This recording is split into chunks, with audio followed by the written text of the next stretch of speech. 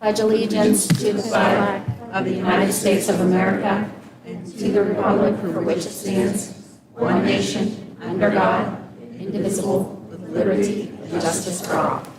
I might have jumped in. Thank you. Roll call. Dr. Feig? Present. Mr. Frond? Here. Mrs. Geyer? Here. Mr. Lizza? Here. Mrs. O'Rear? Mr. Polakowski? Here. Mr. Shipley? Here. Mrs. Smith? Here. Mrs. Williams? Here. Lillian Wasman? Caleb Tax? Here.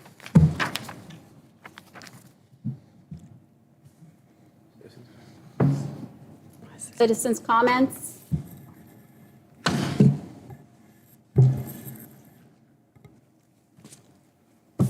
We have one.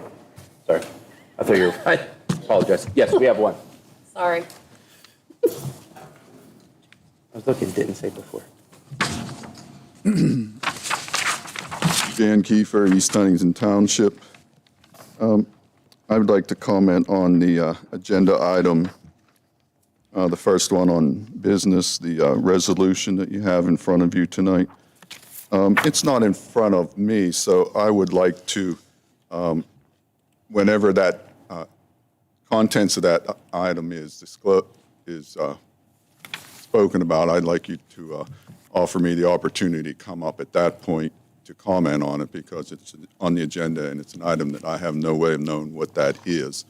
Mr. Kiefer, you can speak in public comment in between meetings. It won't be voted on prior to the. No, I want to speak before you speak so that I can guide speaking from the beginning as it's designed in the in your agenda.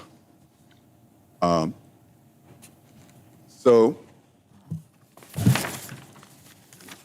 I went back through the last meetings to see how resolutions were handled prior, and I couldn't find any in the last few meetings. In fact, I didn't find any in the last year to see what the. Thanks for paying attention. I didn't find any in the last school year on on how resolutions are handled. But I distinctly recall over the years when you come to a meeting, you'll see a resolution such as resolving to do A, B, C, D. So are you going to allow me to come back up after I know what you're going to discuss, or are you going to read it now so I can do it? And I want to finish with my 3 minutes saying, when you compact everything into 3 minutes, one night, bang, bang, bang, I don't have any possibility to digest it, to sleep on it, to seek advice from somewhere else. This is what you call fast-tracking the democratic process. Even if you read it to me right now, I don't have the ability to think about it. I have a meeting in front of me and other things to watch. And then, unlike the other times when I could go home for a week and think about it and discuss it and contact my board members and share and wake up tomorrow and think, aha. So this is one of the results of your new age board meetings that we're doing here. So thanks a lot, and work with you.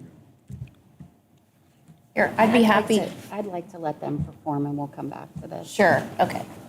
Sounds good.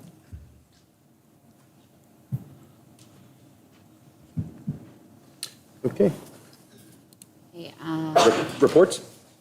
about minutes. Oh, yeah, I'm sorry, minutes.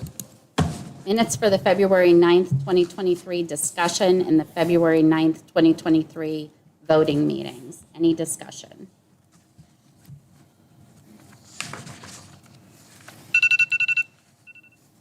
You didn't even use all your time. Reports. Superintendent's report. Okay, to start out with my information this month, we have a preview of our musical Tarzan. So what I'm going to do is bring the screen up and you guys can get set up, and then we're going to reposition ourselves here up front, okay?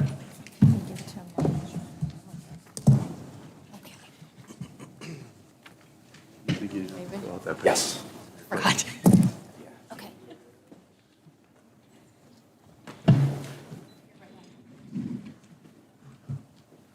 Do you need this copy back.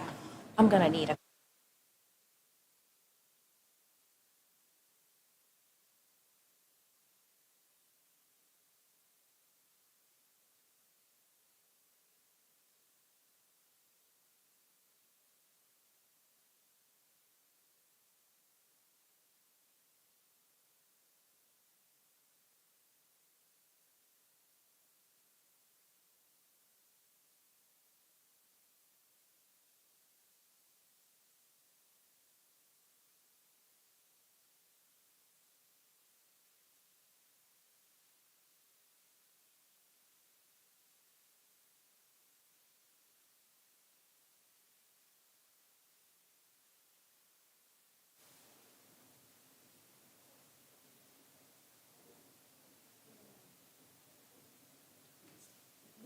You're good.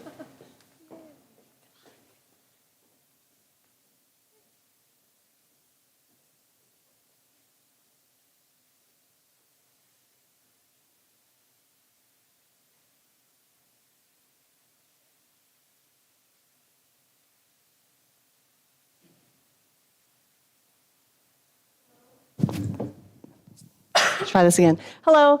If I haven't met you, my name is Jamie Gore, and I am the producer and orchestra director at our high school's musical. And my dear friend and colleague, Mr. Sean Conway, is our director and our vocal coach. So we are very excited to present a small preview for you of our 2023 performance, Tarzan, which you can see March 30th through April 2nd at the high school. We started in November, so it's been a labor of love for the last few months, and we are very excited to show you a couple songs tonight. With me, and going to do much of the speaking, is our senior production assistant, Haley Gwynn. If you know Haley, you know she is filled with positive energy, and she brings her heart into every single thing that she does. Also with us is our newest recruit, our artistic assistant, Ella Geyer. She's a freshman, and she's doing a great job with the leadership role. Our other two top production assistants are, Sarah's not here, but she is helping with Mr. Conway's items with the lights and stage needs, and Mrs. Conway's hard at work on costumes at the school right now, and that's where Jenna Halstead is also working on the set. So I'd like to hand things over to Haley, who's going to talk to you guys a little bit and introduce our cast and crew. You don't have to do that awkward standing. You're okay. Okay. Oh, that's cool. I like this. Okay. Our cast includes 55 students total. The majority are high school students, along with 2 fourth graders and 2 7th graders. This decision was made to collaborate with our school and give both our elementary and middle schools a couple representatives to be really proud of.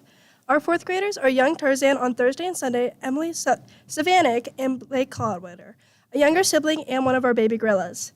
Our 7th graders are Emily Blaze, who plays the role of young Tarzan on Friday and Saturday, and Vince Morgan, also a younger sibling of a cast member and one of our young gorillas. Our cast includes 53 high school students that are grades 9 through 12. We'll introduce some of our leads as they perform this evening. Our orchestra also includes 10 student musicians that are playing a variety of instruments to cover the fun yet challenging music by Phil Collins. Are you gonna see? Okay. Tonight we will begin with what is probably the most identifiable selection in our musical. This is You'll Be in My Heart, performed by our senior Angelina Zafina, playing Kala. Background vocals are being provided by our ensemble.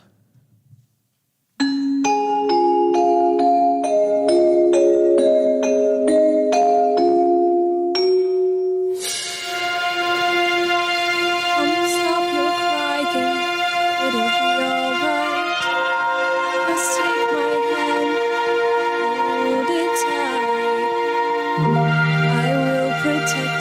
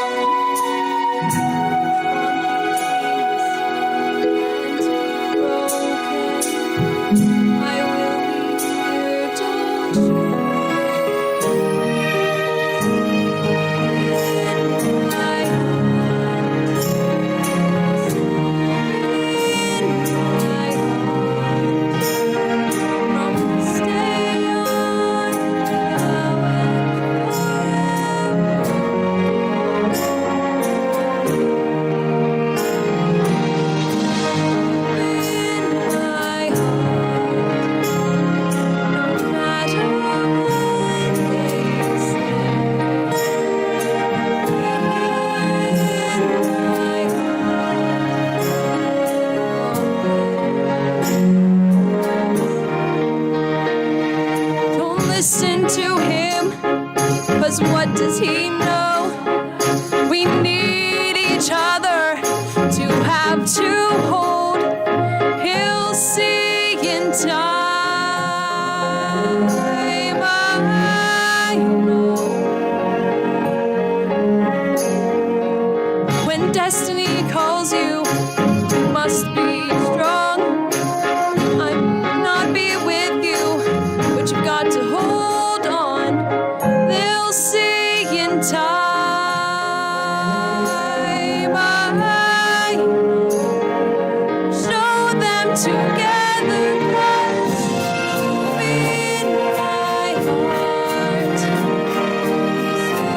in my heart, from this day on, now and forevermore.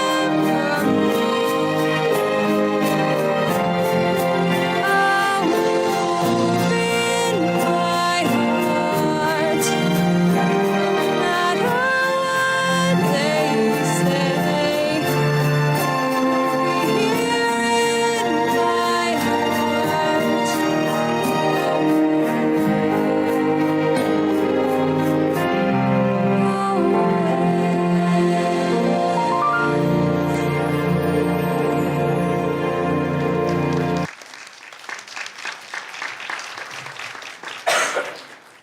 Our second performance is from Tarzan's best gorilla buddy, Brianna Palagrudo, a sophomore at SHS, playing the role of Young Turk. We are also excited to introduce you to our young Tarzans, Emily Savanik and Emily Blaze. They will be performing Who Better Than Me?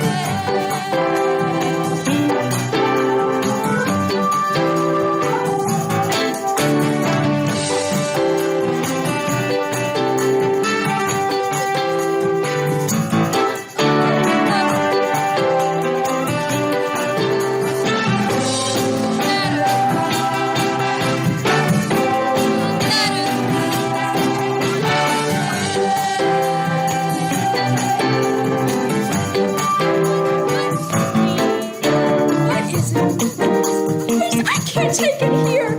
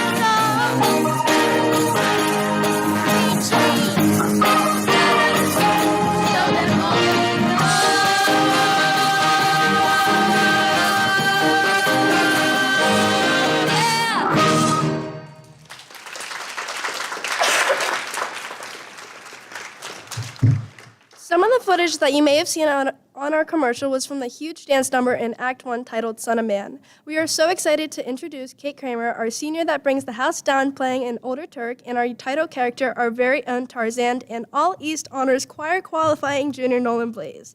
They joined Kala and Young Turk along with other members of our ensemble singing Son of Man.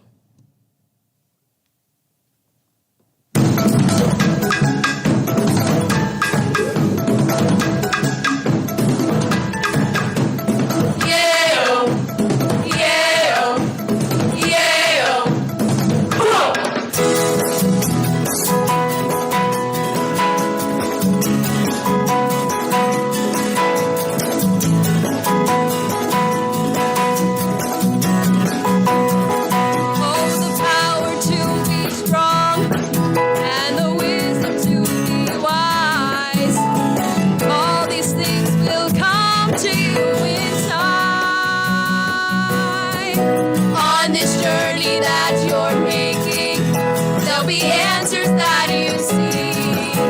And it's you who climb the mountain. It's you who reach the peak. Son of man, look to the sky. Lift your spirits head and free. Someday you'll walk tall with pride. Son of man, in time you'll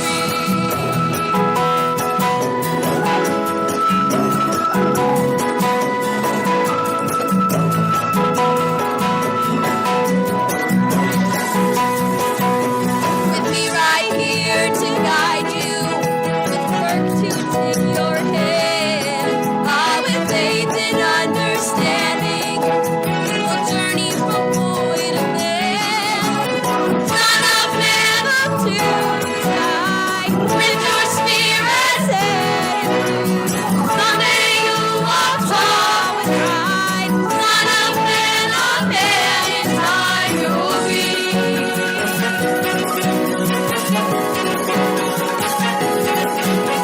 In learning you will teach, and in teaching you will learn. You'll find your place beside the ones you love. Oh, and all the things you dreamed of, the visions that you saw. Well, the time is drawing near now. It's yours to claim it all.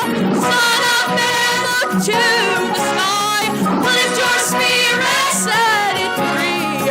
Someday you'll walk tall with pride. Son of man, in time you'll be. Walk away, walk away, yeah. Walk away, yeah. Walk away, yeah. Walk away, walk. Son of man, for all to see.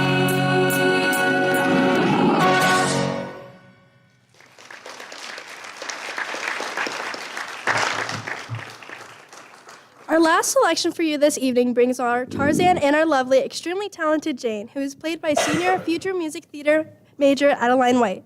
Face to face with the fact that no matter what the world they knew, love has drawn them together. They will be singing the rock ballad for the first time.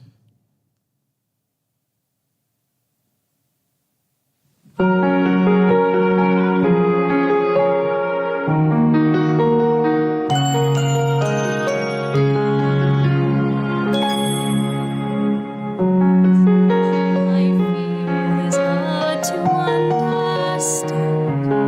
It's not the way I planned. It's true. I turn, it's his face I see. Looking back at me, my eyes I can't disguise. The affection I feel is getting the better of me. So for the first time, it's not true. Oh, for the first time, it seems so real that I want to remember every moment that I'm there beside him. He gently takes my hand.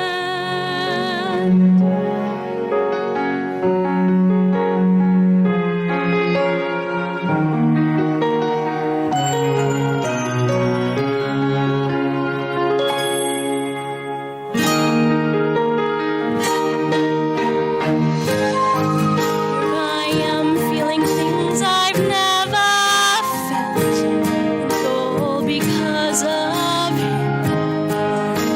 It's changing. Turn my whole world upside down. That I do to catch his eye.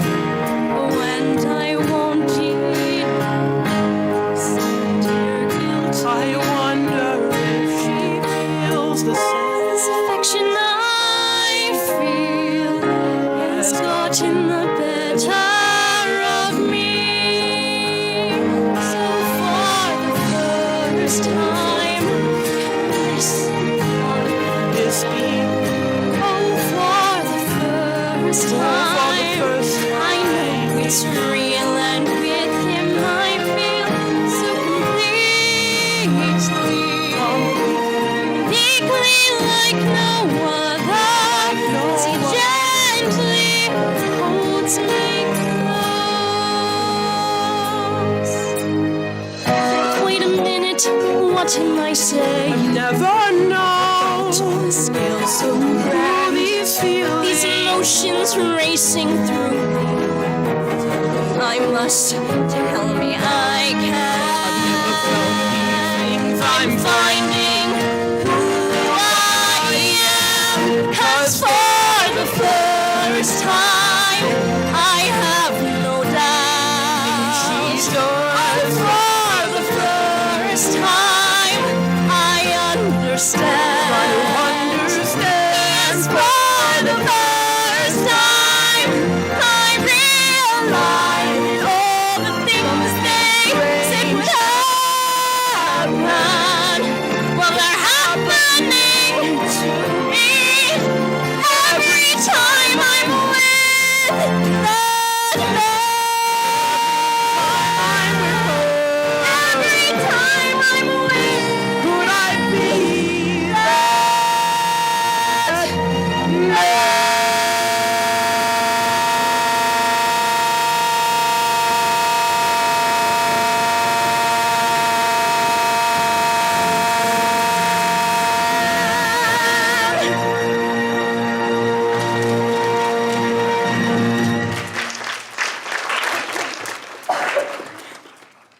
As Mrs. Gore previously said, our production will be March 30th to April 1st at 7 p.m. on Sunday, April 2nd at 2 p.m. in the SHS Auditorium. Tickets are $10 each and are available at our website at www.southmorelandmusical.net. We are also offering an on-site sale during our character breakfast this Saturday at the school. Information is available on our website and Facebook pages. We truly hope to see you all at the production. Make sure you stop by and say hi. It means the world to all of us to have your support for our musical education and the arts.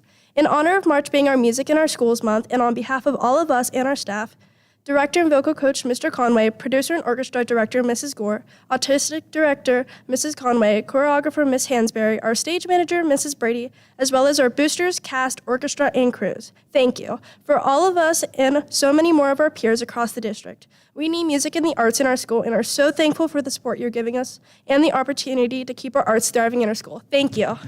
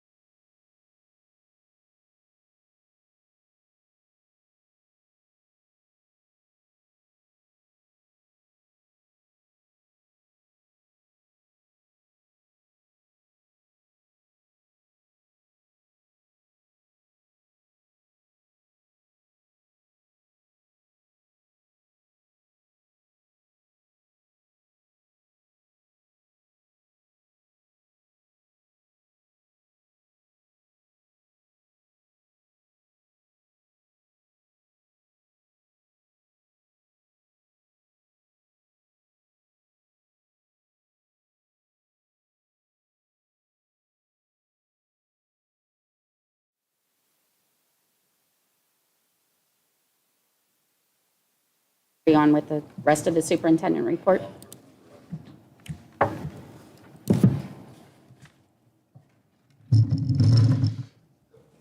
So for my benefit, I'll recap what I said. As I looked on the agenda coming into tonight's meeting, there was an important item on there that I had no way of knowing what it was or to plan for, and no one else who might have come to the meeting tonight could have planned for.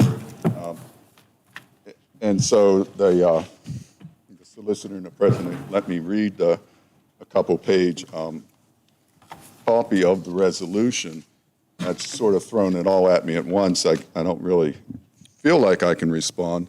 I think that since it was a missed agenda item, you have one option of saying, this wasn't on the agenda tonight. The public had no way of knowing what we were going to do, like the time you shut the schools down when it wasn't on the agenda. At least at that point, one time you allowed public comment. I think there was one time that there wasn't public comment on that. Or I guess there was, but it was, anyhow, beyond the fact.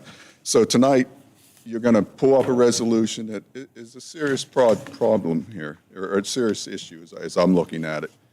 And you're going to proceed with it, and it's going to be like a show trial because I have a lot of misgivings about what's about to happen here tonight. And you're going to do this, and I'm appealing to the individual board members at this point. You need to understand this whole thing needs to be put off a month, in my opinion, until you get your ducks in order and the public can see what's going on. Otherwise, what you're doing is well, let me find a. Well, I'm not going to reach for an example, and it's a little bit dangerous, but I hope I've made my point that I just don't think this should go on, and I don't think it needs to go on. And if it does go on, and it proves that you were derelict in how you put the 24-hour announcement out, and you go on with this show trial, I'll call it, I think that you're going to be liable. It's questionable to me. I don't know if it's legal, but to me, it doesn't pass the smell test. If it was you, Jason, or I'm not going to use anyone's name, if it was you, and your family got hit with this, or your friends got hit with this cold, and you were in here, you might say, hey, I might have had my wife come up here. I might have prepared something. The public has been screwed on this. If the students don't understand it, then they ask and try to figure out what I'm trying to get across. They're going to pull a resolution off here tonight that is a difficult thing to see happen in public. And I came in here tonight, I've never seen these papers before. And so how am I going to talk about something that's going to happen? Thank you, Mr. Kiefer.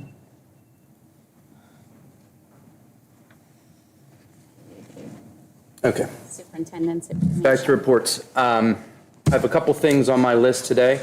First of which I have a couple items to bring up, and then we have a couple presentations from our principals. First of which, I wanted to give a update of our special education plan that is on our agenda tonight. Special Education Steering Committee met 3 times to kind of review our special education plan proposal that we have before you here tonight. We're asking to post it. We need to post it for a period of 28 days per PDE. And then it needs to be submitted to PDE with your approval by May 1st. And that's a 3-year plan. The next item is an update with the Act 158 graduation pathways. And this is new for the class of 2023. So I'm actually, kind of a nerd about this and excited about it. This came about in 2018. And I got kicked down the road a little bit, and this is the first graduating class that will actually have to go through it. I know the last time we spoke, I said we had, I want to say it was around 12 to 15 more students we needed to identify a pathway for. As of, I want to say last week, we currently have a pathway for every single one of our 2023 grads. Okay? So congrats to the high school administration and counseling office and the class of 23 for managing that new task well. I did hand out to every one of the board members a list of upcoming activities from the high school. Just wanted to put this on your radar. I know as we get into April and May and the beginning of June, it's typically very hectic. I know as a high school principal, I never saw my family at all. So I figure the more advance notice we had to give you of these dates, the better off we are. We'll be posting this on our social media channels here shortly, and also looking into doing so with the other buildings as well. And then the last thing I have before the presentations is, the board's job is governance, and, typically a board meeting isn't the most glamorous thing. It's a night where we talk about how much things cost and what needs to happen in terms of our programming. To me, I sit here and I would like to take the opportunity before we leave every time and really highlight some of the good things that happen in the district. Because there are. The beauty of this position is I get to go into every building. I get to see kids and teachers and our staff members doing amazing things every day. And those things are often overlooked. It's easy to overlook them. It's easy to think about items that we have to get through and not really think about the true purpose of why we're here, which are the kids. So over the course of the next couple months, you're going to see towards the end of the agenda, I'm going to be adding an item called the Scotty Spotlight, which I want to highlight the good things that are happening in all of our buildings across our district. Okay? So with that being said, we'll get into our next two building data presentations, first of which is SPC and Mr. Haichu.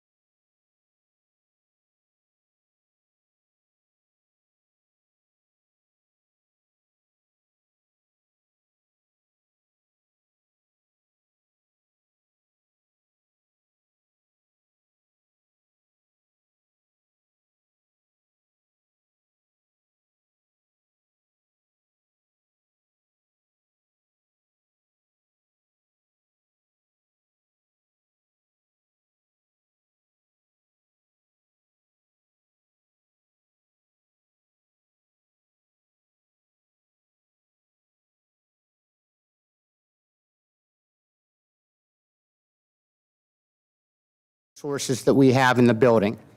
We do have a number of sources of data that we're using and things that we've added to our data pool in terms of things that we're able to measure, collect, analyze, and use in our instructional decision-making processes. At the first grade level, we have 62% of our students are on or above level with respect to foundational skills in beginning reading, ELA skills. Foundational skills are those things that are considered understanding of print concepts, ideas of phonological awareness, phonics and word recognition, and initial fluency measures. You might say, what's a fluency measure for students at this level? We measure things not only in terms of word fluency, but also letter naming fluency. So those things all come into consideration. The other accomplishment that I want to talk about is again, at our first grade level, 61% of our students are on level or above on algebraic concepts. Now, again, you might say, what is an algebraic concept in first grade? These are aligned to the Pennsylvania Common Core standards, and a lot of things that we're talking about in the way of algebraic concepts are things such as numbers, counting, skip counting, and something to the extent of like recognizing patterns. So looking at a pattern of items, what would come next? Also, an accomplishment, we have 65% of our kindergarten students are on level or above in geometry and math. And again, geometry in kindergarten, what is that? That's going to have a lot to do with the idea of shapes, recognizing shapes, and shape concepts. Beyond our data, one of the things that's really important to me and that I really want to highlight is in terms of what we've done in the past several years. Coming out of a pandemic, what was really apparent to myself and our administrative team, as well as our building level staff, was we really need to look at what we're doing instructionally and our approaches to instruction and how we can best accelerate reading skill acquisition and math skill acquisition for our students. A few years ago, we had a reading committee that reviewed reading series and adopted a new reading series. That was by and large driven by what reading series out there available have complementary programs to them that have the enhanced core reading instruction templates associated with them. Enhanced core reading instruction is something that really the current science of reading literature out there will tell you is critical to those initial acquisition of skills for our students. So 2 years ago, we had enhanced core reading instruction, actually the foundational skills training for our kindergarten through second grade level teams. We had that at the beginning of the school year. At the beginning of this current school year, we had the next series of that training, which is the vocabulary and comprehension aspects of tying that in to our core reading. So the equity routines for foundational skills and the vocabulary and comprehension are all systematic, explicit instructional practices that our teachers are engaging in as part of core reading instruction, not a substitute to that. Beyond that, we also have teachers currently getting LETTERS training. LETTERS is an acronym for Language Essentials for Teachers of Reading and Spelling. And we also have our teachers, our interventionists, I should say, and special education teachers participating in Science of Reading, a 4-part training series hosted by the Westmoreland Intermediate Unit. We had several of our interventionists attend that third of that 4-part session today and came back, I should say, with some really exciting ideas as to how we can introduce language across the curriculum and across grade levels school-wide. So areas for growth. Our data right now is showing data that we're recognizing that we need to get in there and we need to perform a little bit better and need to look at what we're doing instructionally to get these levels up. The one thing that I really want to preface that with, though, is to say to you that one of the things you have to understand and recognize when we're talking about these skill sets and these levels, these are based on standardized assessments that are being administered to 5, 6, and 7-year-olds who are still learning how to take tests. Not only are they still learning how to take tests, but in taking these tests, many times these are tests that are administered through computer programs and the use of a mouse. I've heard consistently from our teachers that our students are having difficulty with that. The bottom line is we got to get better. Independent of that, and we know that, and we recognize that, and we will continue to work on that. But areas for growth in ELA, in kindergarten, our first sound fluency isn't where we want it to be mid-year. We have 55% of our student population is below grade level as to where I would expect them and want them to be at this point in time. And similarly for first grade, nonsense word fluency, meaning whole words read, which is, there's two different indicators of nonsense word fluency, the first of which is correct letter sounds. So when you hear these terms, first sound fluency, nonsense word fluency, whole words read, you might say, what are all of those things? What aspect of reading development is that? If you're familiar with reading and the science of reading, there's something called the dynamic indicators of basic early literacy skills. And everything that we're doing with science of reading kind of flows from these ideas of what skill sets do students need. Those different skill sets in terms of those DIBELS skill sets, those dynamic indicators, they go through a series. It begins with letter naming fluency, there's first sound fluency, there's phoneme segmentation fluency, nonsense word fluency for correct letter sounds, nonsense word fluency for whole words read correctly, and then we move to oral reading fluency rates, which now we're reading not nonsense words, but regular words. I will say that our initial indicators for oral reading fluency at the first grade level at the mid-year benchmark was a strong number. So we're about 65% above, at or above grade level with that. So that's another strength for us as well. But looking at these areas of growth, those are the reading areas. In math, we looked at our kindergarten and first grade data, and this is all from the MAPS assessment. I failed to acknowledge that when I first started this conversation. These scores and the data that we're reporting on right now are from our students' performance on the MAPS assessments.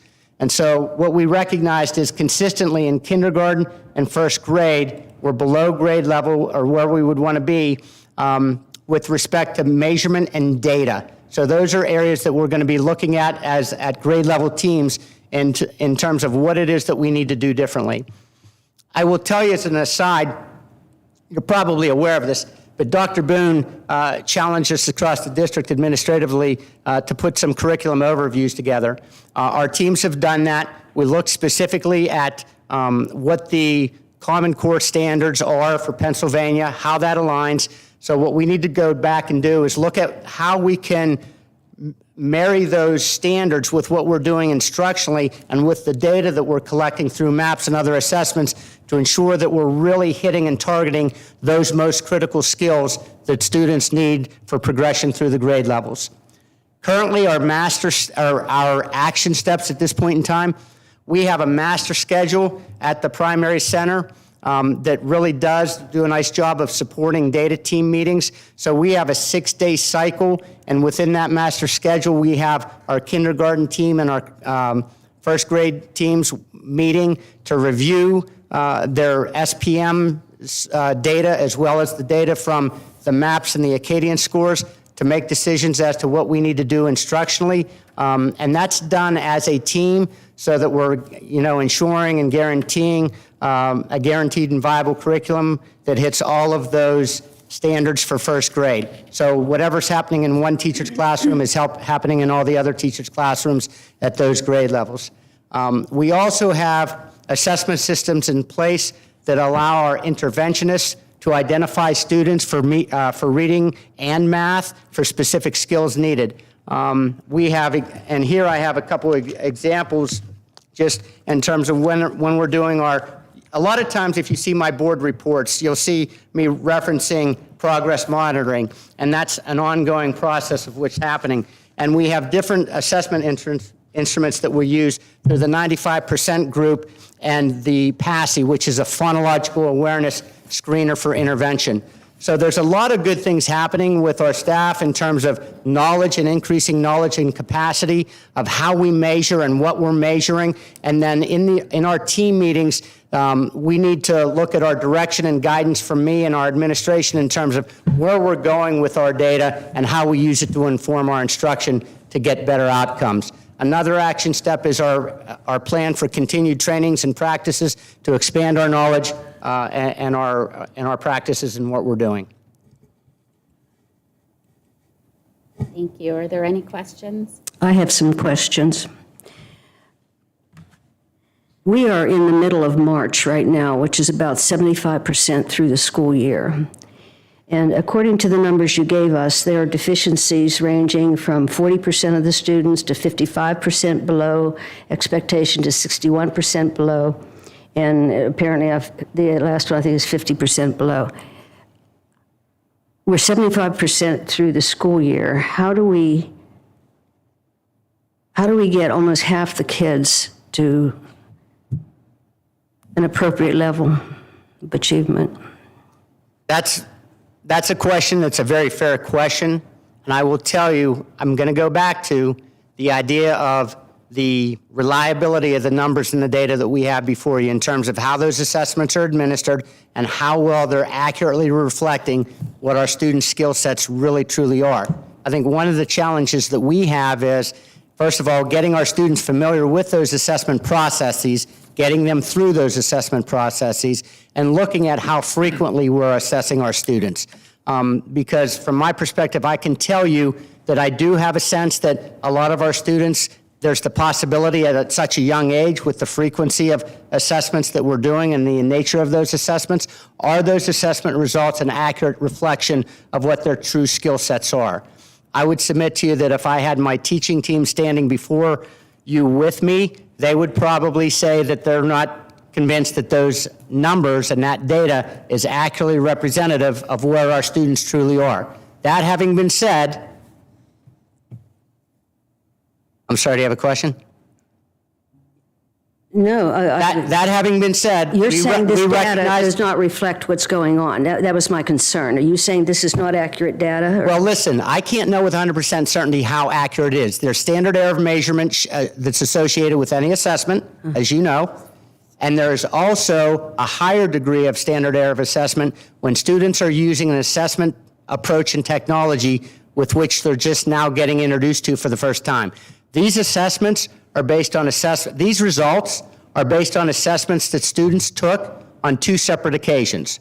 One in the fall and one most recently in the winter. So that's one of the things that was always one of my biggest concerns about standardized assessment at this magnitude with an assessment tool such as a MAPS assessment with students as young as 5, 6, and 7 years of age. Now, that having been said, I will tell you we have work to do, and we're doing that work. So on Monday, this coming Monday, we have an Act 80 day. So I'll be working with our teachers, and we're going to be looking at this data and reviewing it a little bit more with a little bit more scrutiny and looking at specifically what areas and what skill sets and what do our SPM measures show. So in other words, independent of standardized data, we have classroom-based data that our teachers are taking and measuring as part of their student performance measurement tools and looking, and that really is what's guiding their instruction and giving us indicators as to what skill sets students are and where they are in terms of their level of mastery on pre-tests and post-tests following their, prior to their instruction on a unit and following their instruction on a unit. So that data I don't have available to be able to present to you in a presentation such as this. Mr. Haichu, if I can add, I think about my own kids, right? So when I was a kid coming through the schools here, I had any kind of computer classes, like we had our mice, right? We were learning how to use the mouse. As a kindergarten, first grade, second grade, third, we were learning how to use in that modality. And now, I mean, if I can think of my 3-year-old at home. She is on my phone or on an iPad. So her knowledge of programming and apps is this. She's pressing the screen because she knows that if she presses the screen, it reacts to that. So I think what you're trying to say is we're in a time right now where we are now teaching kids who used to come to school kind of with that knowledge of how to use a mouse, right? They're not used to that technology anymore. They're used to the touchscreen Right. Thank you, Dr. technology Min. to do things. Right. I thought tests like that took that partly into account. tests like that take what partly The into account? fact that they're testing 5-year-olds. I think to Dr. Boone's point, independent of whether it takes No, that into, I understand. I thought the test in and of itself, In terms of scoring. in terms of scoring, took that into account. So wouldn't some school districts be offering the test on an iPad if that's the program that they provide to their students, whereas we provide a Chromebook? So it may not necessarily take into the account of using a mouse as opposed to someone who's taking it on an iPad. Maybe, but I was under the false impression, I guess, that it does not take any of that into account. I'm not sure how that can be taken into account when you're scoring a student's no- accuracy or inaccuracy on There's responses. some form of Pardon me? standard deviation of Standard error. standard error of what kids can do and can't do at the age of 5. Right, but again, to Mrs. Geyer's point, and this is what I've been hearing from my teachers, and I don't disagree with them, you're going to have increased student accuracy on testing items if they're presented with a screen where they simply touch an item, as opposed to having to take a mouse and physically manipulate that mouse to move it and then click on the item that they're attempting to hover over with the mouse.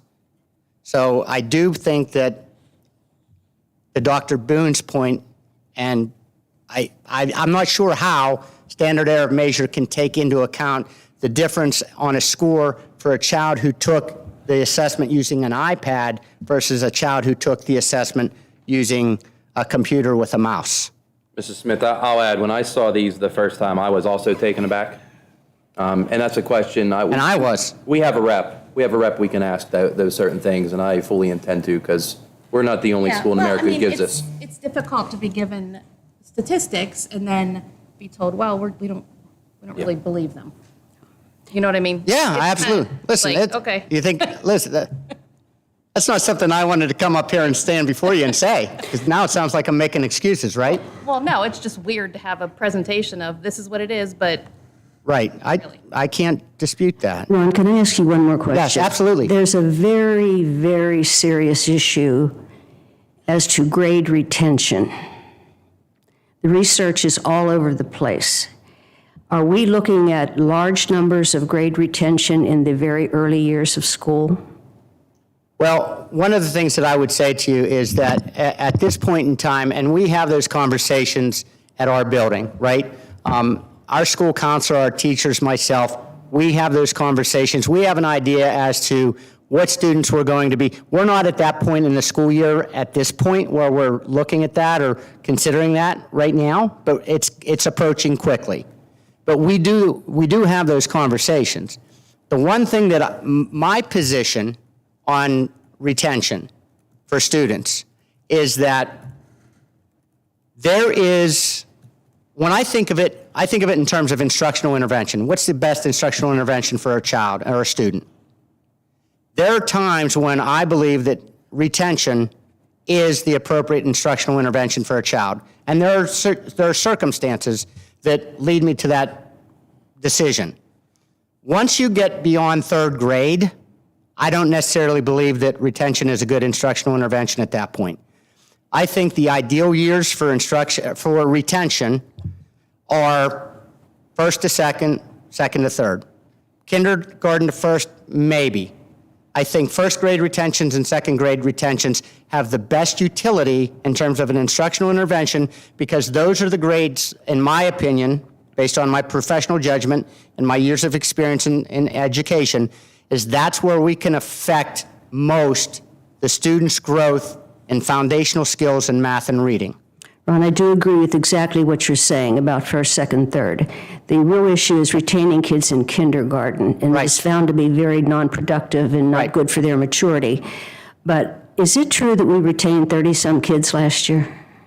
I can't say off the top of my head. I'm sorry, I don't know that number. Because being retained is traumatic to children, too. I mean, you have to consider. I think one of the things that's not a typical number in terms of retention for our school district. The high number of retentions you saw last year, I think predominantly was an after effect of coming out of a pandemic.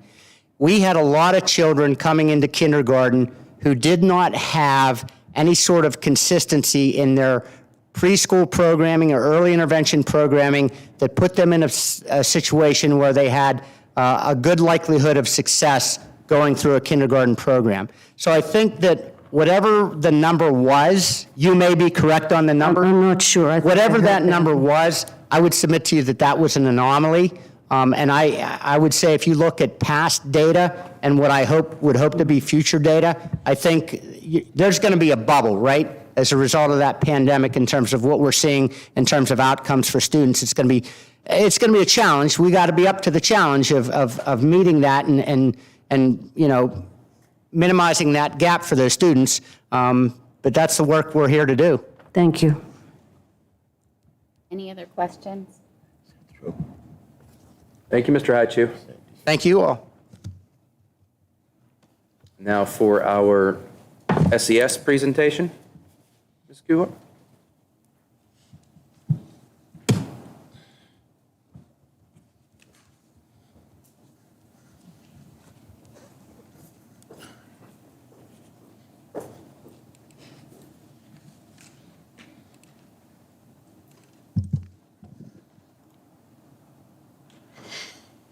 Hello.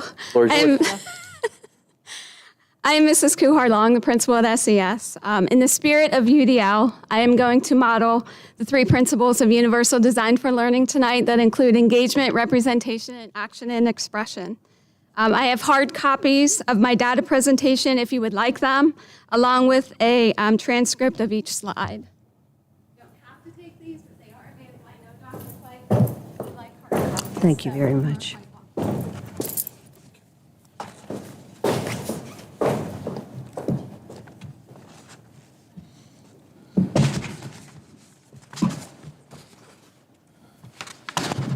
On the left side are items about UDL, frequently asked questions about MAPS data, and a family guide to MAP growth. On the right side is information pertaining to the correlation between MAP data, and PSSA testing, how we use MAPS data to make instructional decisions, and general information about math and reading. You will also find electronic copies that I sent to your email right before I walked up here, if you would like to access the content that way. These options provide you with a choice of how you choose to access the content. Also, I have provided materials based on your context as a stakeholder in this district. Given the choice of how to express my action and expression, when it comes to the data in my building, public speaking would be the least of my choices.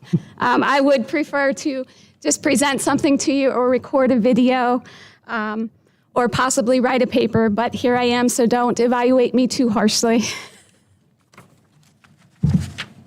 So at SES, we have a total number of approximately 544 students in grades 2 through 5, 42 faculty members. We do share 6 itinerants with SPC that are included in that figure. Our special education population, we have 149 students with IEPs that include speech and language, which is 27% of the population. We have 8 students with 504s, which is approximately 1%, and 3 students with GIEPs, which is less than 1%.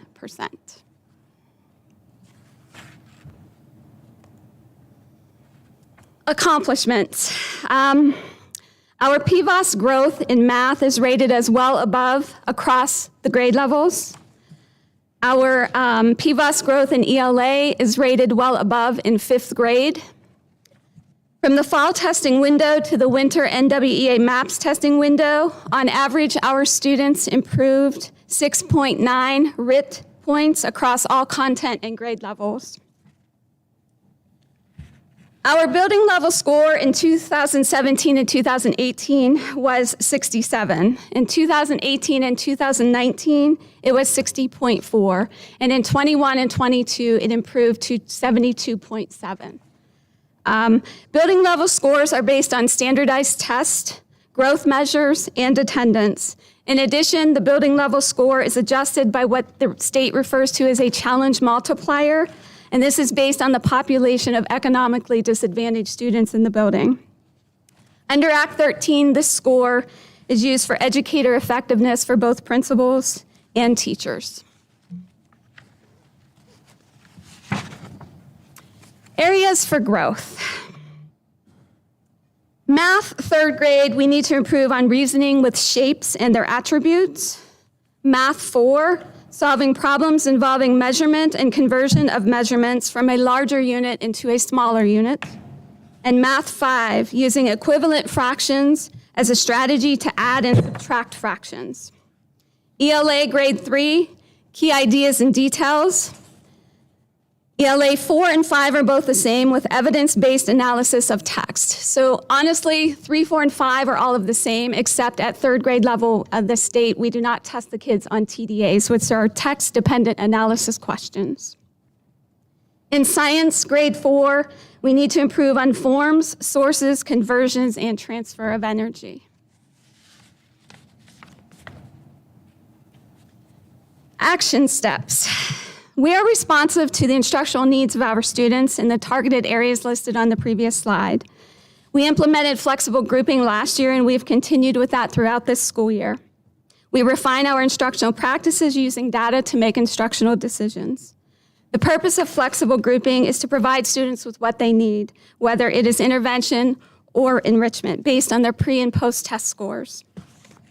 Our interventionists have been critical to our improvements, offering instruction during flexible grouping and reading and writing workshops.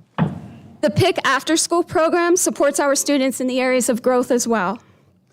We have revised the scope and sequence of topics by changing the order of the content. We are teaching to ensure that students receive instruction prior to taking the PSSAs. The scope refers to the areas of development addressed by the curriculum, and the sequence includes plans and materials for learning experiences that support and extend the students' learning at various levels of development. Through the implementation of UDL, we routinely reflect on teaching and learning to achieve our district mission of high-quality learning for all. This year, we are using results of the pre- and post-test for flexible grouping, but our plans next year include using the standards and the scores from the NWEA maps. We are focused on improving our instructional practices to improve student outcomes and teaching the curriculum and not simply to the test. We are building students' metacognition skills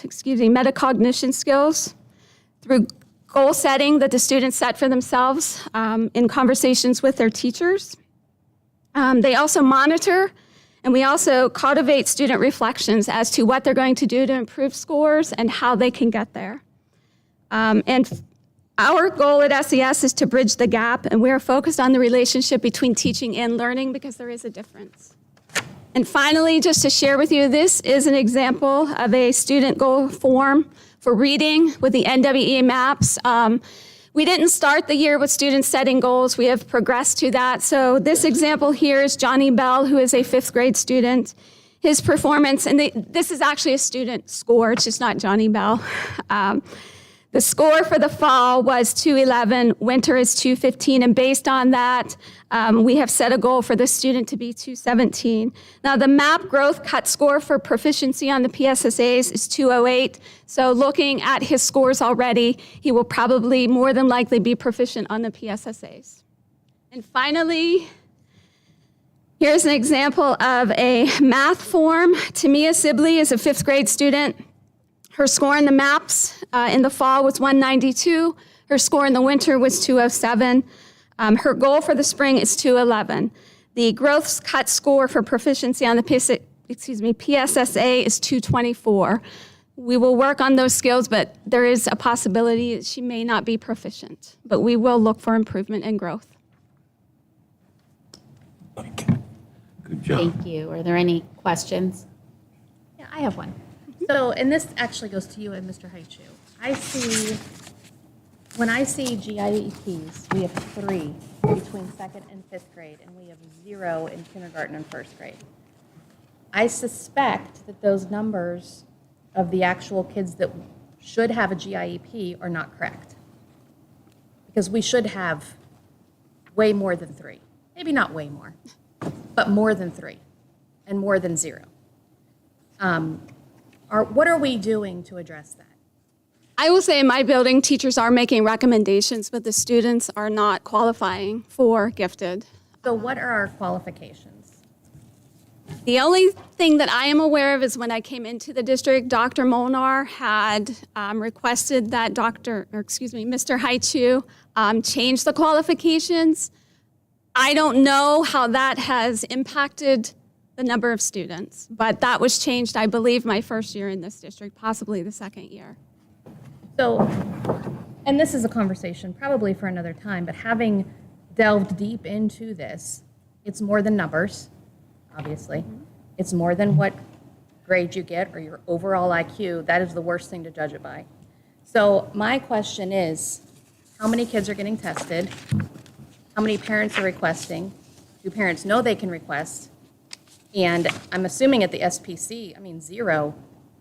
I just find it very hard to believe that we only have 3 kids that have a GIEP in element. And I know that the middle school numbers are scary small too. So to me, we're missing something. And I'm not saying that's you. I'm saying like It's a overall in our district, I feel like we're missing something. Because there's not a way to judge. There's not one way to judge if a student needs a GIEP. Not just with an IQ. So I'm curious, maybe that's something that we could have a presentation on. How do we do this? What are the, maybe you could tell us. I'll tell you that, I'm trying to date myself. I can't remember if it was last year or the year before. I spoke to the Gifted Coalition at the county on identifying gifted students and models across the country about universal screeners and models that look for more than just a test score. And you really got to look at a student's area of giftedness, because you may have a student who's gifted in music, and we really need to be accentuating that giftedness versus those that have a gift in reading. So, and really the topic of my presentation that day was we need to look at our practices and increase what we do to identify more kids. So I know it's not just an us thing here, but there are models across the country that are expanding what it means to be a gifted child. Yes. And that's one of the biggest things. I think people think you have to have an overall IQ of something, and Right. it's not. You could be really good at math and horrible at reading. And and gifted doesn't mean you get to get out of class and go. To me, you should be having that in the classroom. Your classroom should be enhanced. You should get harder stuff if you need it. You should, so that the kids aren't bored in the classroom. It shouldn't be you get to miss more class. It should be you're in the classroom getting more stuff. I agree. I would be really interested in something about that. Mrs. Kuchar, it says here that the PVOS growth in math was well above across grades. But you listed 3 areas for growth, grades 3, 4, and 5, under areas for growth. And those are areas that we may not have performed as well in, but overall, our growth scores exceeded what the state thought. So those are subsets, yeah. Can you tell me when the standards were, quote, changed, did they go up or did they go down? For the, GI. they went down, actually. Yes. Does anybody else have anything? Thank you. Thank you. Yeah, that's it. Business manager, transportation director. I'm sorry. Solicitor information. I do not have a report, thank you. Thank you. Business manager, transportation director, information. Okay, I actually have a budget, but dear Lord, I can't talk today, as Dr. Boone knows, whenever I was trying to speak with him earlier today on the phone. I do have a budget presentation to go over this evening. I can tell you as well, I have been working with the auditors. Mark Turnley's office will be here next month in order to report. I have reported to you before what our ending numbers came up with. We're currently working on the MD&A and getting the audit report ready for you. Do you want me to go up to the Yes, podium? that's fine. Okay. Yeah, what? Actually, you might be able to hear a little bit better, even if you just pull a microphone close to you. Oh. I feel like this microphone over here isn't as loud as, am I wrong? Okay. Excuse me, we're going to take a 5-minute break. Somebody Okay. has requested one. Okay. So I need a motion to adjourn motion to take a recess for 5 minutes. All those in favor? Aye. Steve, can you pause us? Thank you.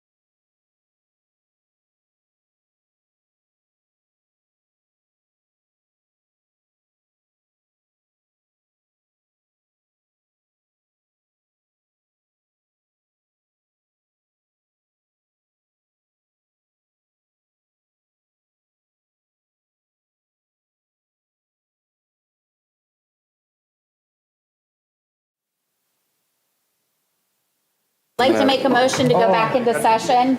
I make a motion to go back into session. So moved. A second. All those in favor? Aye. Right into you. Yeah.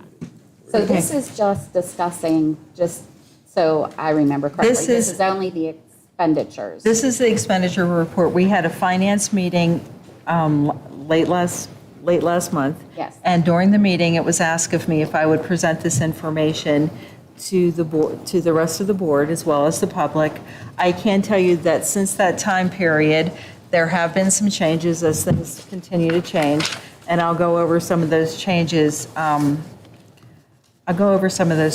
This evening as well. Some good, some not so good. Unfortunately, today, I got some information from one of my fellow business managers regarding the insurance rates for next fiscal year. I had originally budgeted them at 5% after the last meeting that was held with the consortium. I bumped that up to 8% in our budget. Unfortunately, according to him, the rate setting committee met on March 1st. They reviewed a couple scenarios, premium increases around 10 to 11%. They asked the hub, which is part of the consortium, to provide some additional information for a subsequent rate setting committee meeting. And he believes the plan right now is to recommend a cap of 11%. So with that being said, I will have to increase our healthcare projections that I have in the budget right now from 8% to 11%. What does that mean in real dollars? That means an additional $96,000 to the budget. So $96,000 at 3% increase. So with that being said, I wanted to kind of give you where have we been. As you can see, I typically, when I do budgeting, I look at 5-year scopes to give us a better idea so that we can see where we have, what we've done, that type situation. As you can see in the 17-18 fiscal year, we started out with a very meager fund balance of a little over $500,000 of $536,007. Since that time, we've grown almost to $4 million. I can tell you that from the 2019 to 2020 school year to the 2020-2021 school year, the fund balance grew by $593,507.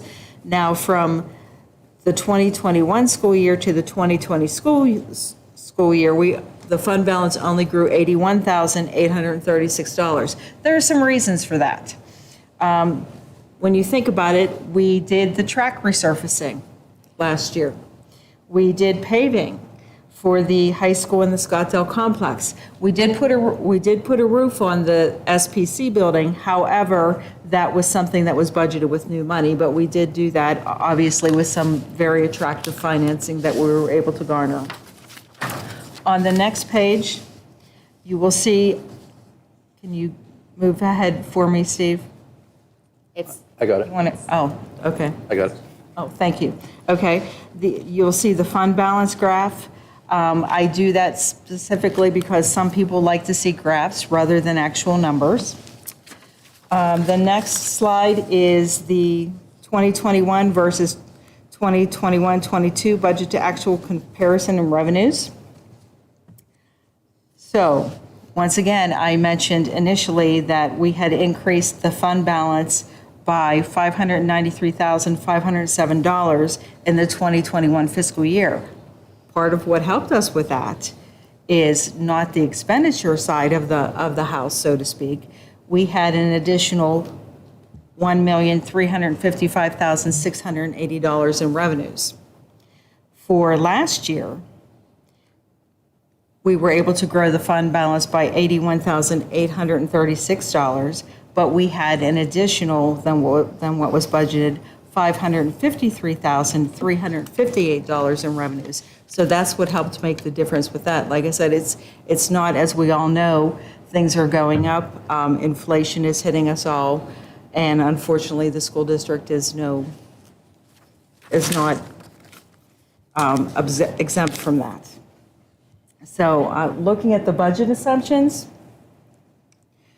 Salary increases. One of the things that I had talked to Dr. Boone about today was a staffing meeting, because I believe that's one of the things that we need to look at to see where we're going. Do we need more staff? Where are we? What do we need to do? The teachers' agreement had an increase from last year to this year of $276,599. The paraprofessionals and aides increase from what was budgeted last year to what was budgeted next year because of the increase that they were just granted was $42,865. In talking with Dr. Boone, he had requested that I add an additional para for this senior high school student union. That comes in at $37,156.54. As you can see, I make mention of the medical benefits. Initially, what you're looking at now, the numbers, is unfortunately only at 8%.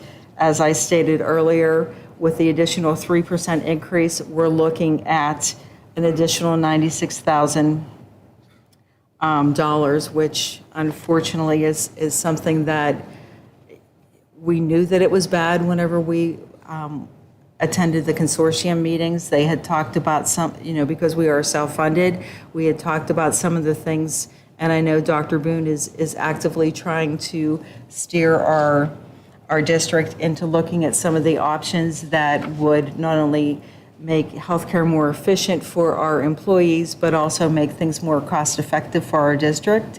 So with that being said, if we all do that at all levels in the Westmoreland County, hopefully next year the increases won't be as dramatic.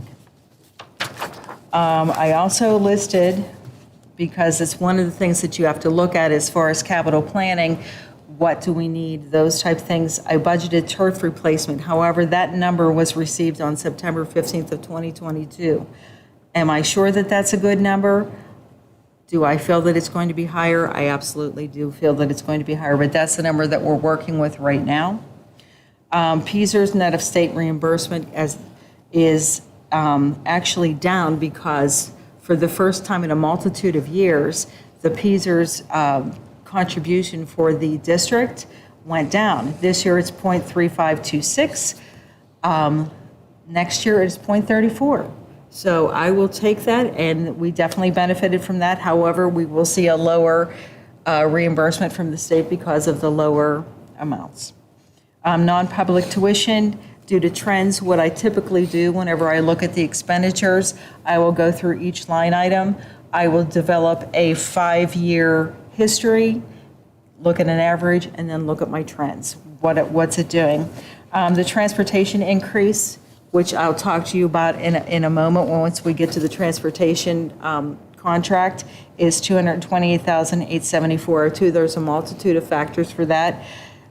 This 228 is a little bit higher than the documentation that I gave you all earlier because I also factored in some funds in case we had to do fuel cost adjustments, which we've had to do this year. So you have to look at all worst case scenario, obviously, whenever you're budgeting. Building budgets and department budgets, which they all love me for, I'm sure, were held flat, and that's pretty difficult to do, unfortunately, whenever you're looking at the inflationary rates that we're currently looking at. I budgeted $200,000 for curriculum adoption. That could be for technology, whatever we need in that type of faction. CWCTC, right now I have the number in there that we had for this year. I'm currently awaiting the latest information from our guidance department as to whether or not what they're projecting that our student count will be next year and what the new rates will be. Cyber charter decrease. Thankfully, we've been noticing some trends in that are going down. So I took $50,000 off of that. And professional education services, I decreased by $66,750 due to a 5-year average trend. The next slide will tell you object definitions for those people that aren't aware of what they actually mean. I think that's very helpful. I feel that part of my role here is to help educate people so that they can know exactly what we're spending and what the numbers are for, what do they mean. So I put all that information there. The next is the 2023-2024 status of budget development, what I did was I put in each object code, I listed the total dollars. As I had stated earlier, in object code right now, you see $9,281,244. Unfortunately, that only includes the 8% increase for healthcare, so that will go up by at least an additional $96,000. We also have to look at people's insurances. Are they opting to come onto our insurance? Have they had life-changing events, which maybe they were taking a buyout, now they're having to take our coverage? So that kind of ebbs and flows, but I do know that at least with the 3% increase, it will be increased by 96%. The property services, that includes the turf figure that I currently have. The property, the 700 code, it's lower this year by $1.1 million, and that's due to the RTU units that I had in the budget last year, which was being paid through ESSER's funding. And the other objects, basically $1,262,831 holds some placeholders for some ESSER funding that we're currently looking on how to allocate. The next, you can see a pie chart which tells us that personnel is 39% of our budget, employee and benefits is 26%, purchase services is 4%, purchase professional services is 2%, other purchase services is 14%, supplies is 4%, other objects 4%, and other uses is 7%. As you can see, the majority of our budget, as we all know, is salaries and benefits. And that's all contractual or agreement driven. And then the next one, which is unfortunately very difficult to read there, basically shows everything what was proposed, what the final budget was in 2022-23, what the proposed budget is for this year. Right now, like I said, it's still a budget in process, obviously, because there are some things that are currently unknowns and that we're still working on. But as you can see, I included not only the dollar variance, I also included the percentage variance to the total budget. And then I also included some ESSER spending. ESSERs, for those of you who aren't aware, are the funds that we received during COVID. ESSERS 3 is the ARP, which is the last grant that we received, which we received over $3 million. Currently, what I wanted to show, and this data is actually of February 9th, I believe, was the day that we met. The 21-22 shows you what we spent in ESSERS. 22-23 to that date was $1,289,170. There are balance of contracts for the teachers that are in there. There is the amount that's in the current 23-24 budget and the total amount allocated.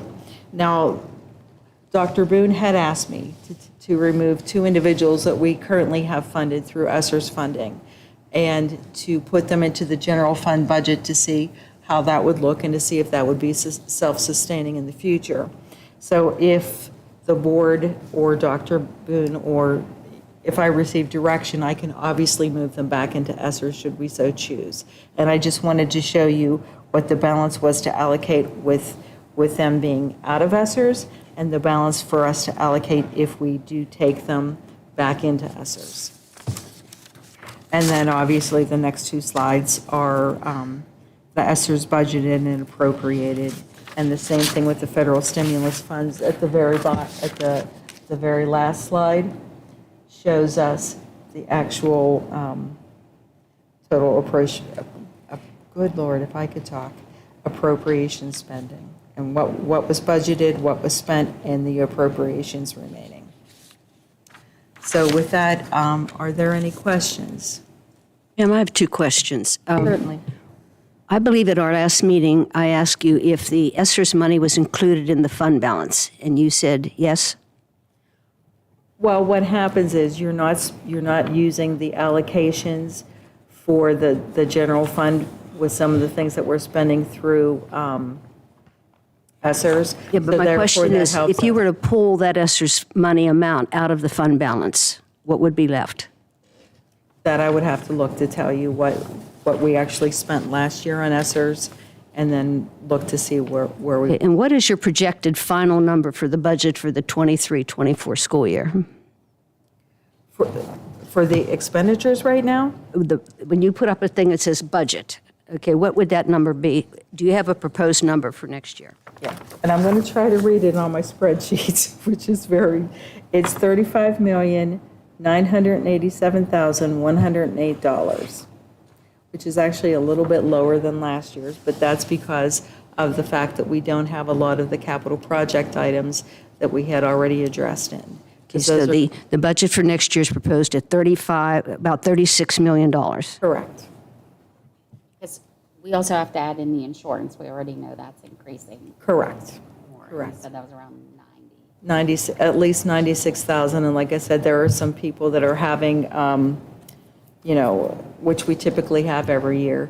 We have people that have life-changing events, and maybe they didn't need our insurance, or maybe they now are 26 years of age, so they're no longer able to be covered on their parents' insurances, so they have to come over to ours, those type of things. Do you have the revenue numbers in yet? I do not. I'm currently working on that, but I can tell you, I did gather some numbers from the state, from the governor's budget proposal that he had, and I can tell you that, and then I'll tell you what ours are. I'll give you the overall state. And like I said, these are proposed. These are numbers that are proposed. Nothing is carved in stone at this point. But right now, Governor Shapiro's budget, he's proposing an increase of 10.45% in basic ed funding. The Ready to Learn block grant, they're actually showing that that's going down. However, I can tell you that ours was held flat and has been held flat for a multitude of years. There is a school-based mental health supports block grant, and that is a 100% increase. That's something different that he's added into his budget.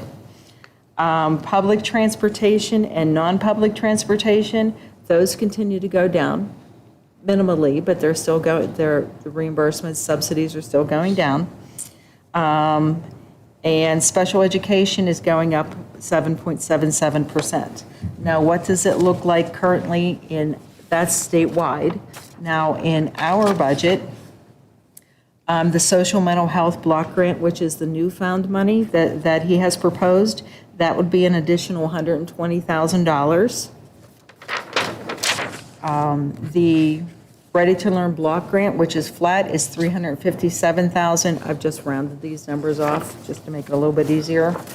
The proposed basic ed funding is a little over an increase proposed. I can't say the word proposed enough, folks, is $505,000. And the proposed special ed funding is an additional $96,000 that is proposed as well. So, like I said, that is good news, and I can tell you, looking at our assessed mills, whenever I was working on that yesterday with the budget, with the revenue portion, both the millage for Fayette County and the assessed mills for Westmoreland County, both of them went up by about $500,000. So Do you have that any helps us as idea well. if our revenue will be $36 million? At this point, I do not. Like I said, I'm currently working on that. I will have that by the end of this month for the finance. We have a meeting on 29th. Correct. Like I said, I'm working on that in earnest. It's on February 3rd, meeting. Pardon me? Our meeting's on February 3rd. Is that what, the budget meeting or next finance? meeting? It's March 28th. March We 28th. moved it to the 3rd. We didn't advertise it yet. We didn't advertise, but it's been moved to the 3rd. To the 3rd of April? April. Okay. Dr. Boone is not available. Oh, okay, So okay. we moved that. Okay. It was supposed to be the 27th, I believe. And Dr. Boone is not in the district. We would have had to do that virtually. So when is it? It's February 3rd. Wait, no, it's going to be April 3rd. 3rd. I'm so sorry. It's April 3rd. April 3rd, 20th. It is It's okay, canceled Todd. for the 29th. 27th. It was the Whatever that is. 27th. And The then meeting it's is April scheduled for the 3rd. What day of the April week 3rd. is April 3rd? I believe it's Monday. still a Monday. It's Monday. Sorry, I didn't want him to have to attend virtually. He said he would, but Kim, is that just the finance? No, I don't care about that. You just kept saying February. yeah, I don't know. I don't know. It's Obviously. okay, it's okay. You just get it, you misspeak. Okay, I mean, at least I was consistent, right? Yeah. Well, that's why when you were saying February 3rd, I thought, You're looking at me like I'm crazy, but clearly I am. Okay, is there any other discussion about the budget?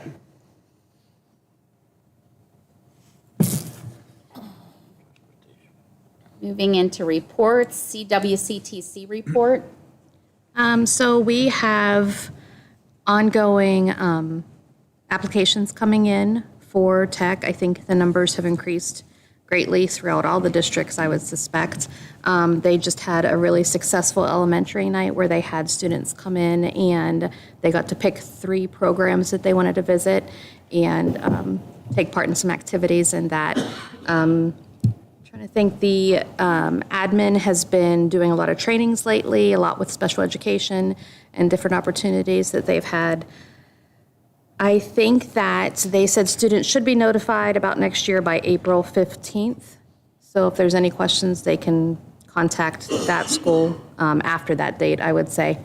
There is talk of expanding some of the programs, adding teachers, because there is such an increase to some of the programs, which are great. So that's it. Christy, would you mention that we all went up there? Oh, yes, and we should thank them. Thank you, Dr. Fike.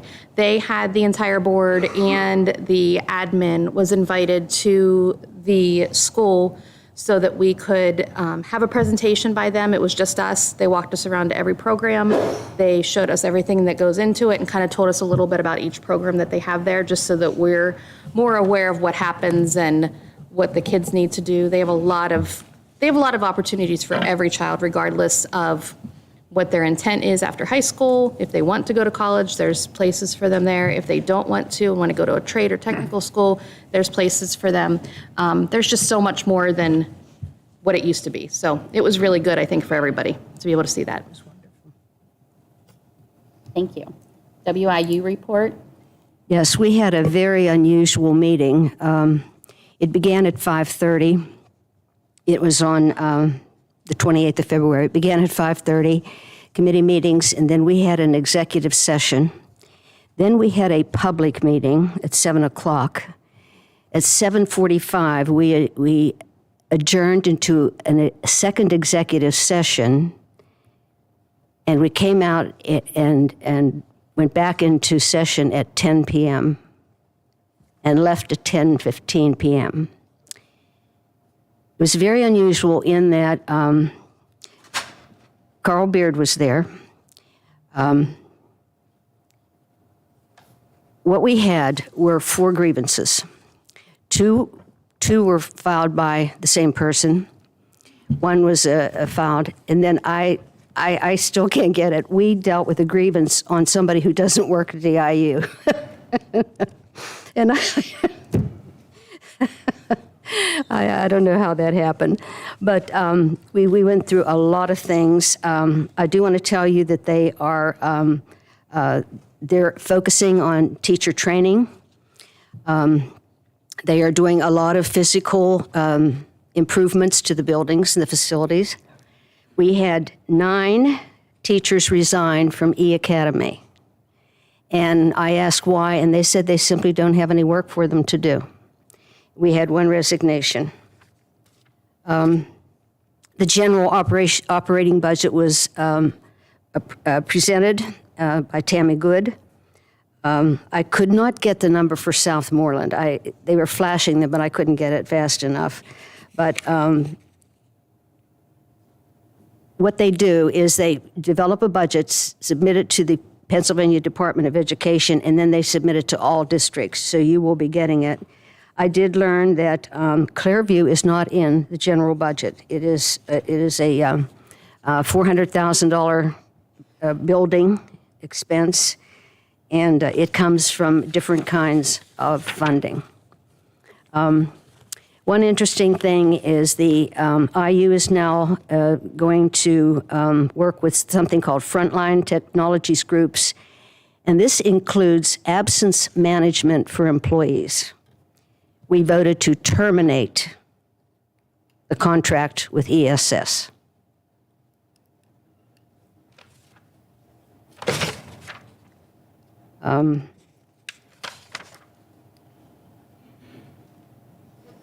We discussed the turnover rate in teachers, and there seems to be no real quick answer to that. They talked about the fact that there are proposals about paying kids to go to school to become teachers and waiving tuition and different things like that, but that's sort of down the road. It's not really going to come into effect right away. They have, the IU is establishing 3 main groups for next year. One of them is the need for partial hospitalization for children who have to go to school all day and receive serious mental health therapy, and they have like a psychiatrist on staff and so forth. It's partial hospitalization. It's kind of what you would have if you're not in a hospital, but you're getting hospital treatment. There's a big need across the county for emotional support and autistic support, teachers and funding and services. And also, they have a plan. They would like to have pre-K in all school districts by years 25, 26. One of the things that they talked about was truancy rates. They have a program called Drop-In Celebrities, and this is really cool. Like they'll get Ben Roethlisberger to call you if you're not in school. You know, they'll get celebrities to call homes and ask why the kids aren't in school, talk to the kids, encourage them to come. It's kind of a unique thing, but anything that will work to help the truancy rates is very important. Thank you. Thank you. PSBA liaison report. So I searched and searched. There's really nothing of substance to share. Thank you. Tried. PSBA legislative report. I have no report. We didn't have a meeting this month. I'll add really quick that there is a breakfast coming up with Representative DeVanzo on March 17th. 17th. Sorry. March 17th. I did. St. That just Patrick's got Day. changed. Okay, committee reports, buildings, grounds, and safety. Mr. Polakowski. We haven't met since last meeting. The only thing I wanted to bring up, because there was some other concern, we did discuss handicap parking, resealing, right? Like sealing the area outside of where the elevator and the band room is, and remarking that for handicap with additional signing. We just can't do that until the weather breaks. I think it'd be appropriate for me to add now that I was approached by a very angry constituent claiming in no uncertain terms that the Southmoreland High School does not meet compliance regulations or requirements for the Americans with Disability Acts. This person made was very distressed. A couple parked up on that level, got out of the car, put his wife in a wheelchair, went in that entrance, and when they walked through the doors, there were 2 sets of steps in front of them. And they had no clue. There's no signage that tells you the alternate route. I did some research on the requirements for the ADA ADA regulations for parking, and how many slots you have to have, how far apart they have to be. You have to have the aisles in between. But this person was adamant and asked me if I would please discuss this with the board.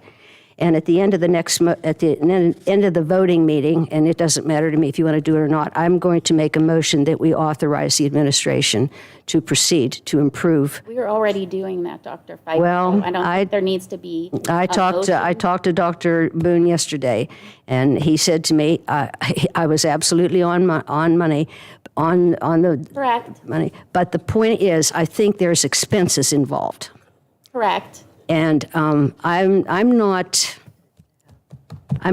comfortable with the board not taking action so that we are not held liable because we are not meeting the regulations of the American Disabilities Act. I don't care what you do. I don't care what you do. We can add that to the next agenda if you want that to be an agenda item. But that is I do. clearly being addressed. I do. And before the next meeting, if the weather breaks, it may be addressed prior to the meeting. But there would be additional signing. Mr. Trader did talk about what the size of the spaces needed to be, the painting, the slope. We talked about all of that at the Buildings and Grounds meeting.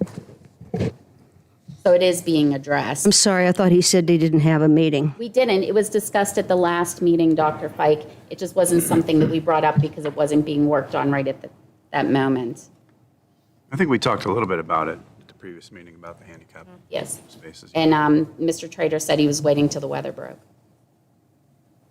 I don't think that's appropriate. I think we need to take action as quickly as possible. Well, I don't think that we can seal and paint and repair. You can do signage, Michelle. That doesn't, people just simply don't know how to get in that building without handicapped access. They don't know what to do. It actually might be important before the musical this weekend to have some sort of signage available for people. Yeah, I wouldn't know that side entrance by the band room is where you would have to enter. When you go to a concert, everybody goes in those back doors. So I think that's a good point. This person also told me that this couple, he got this couple back in their car and they drove around to the first floor and the doors were locked. They couldn't get into the school. So somehow they got hold of security or something. Somebody finally came and opened the door. But they said it was a really bad experience and they were very upset about it. And I told them that I would ask the board to discuss this and take action to resolve the issue.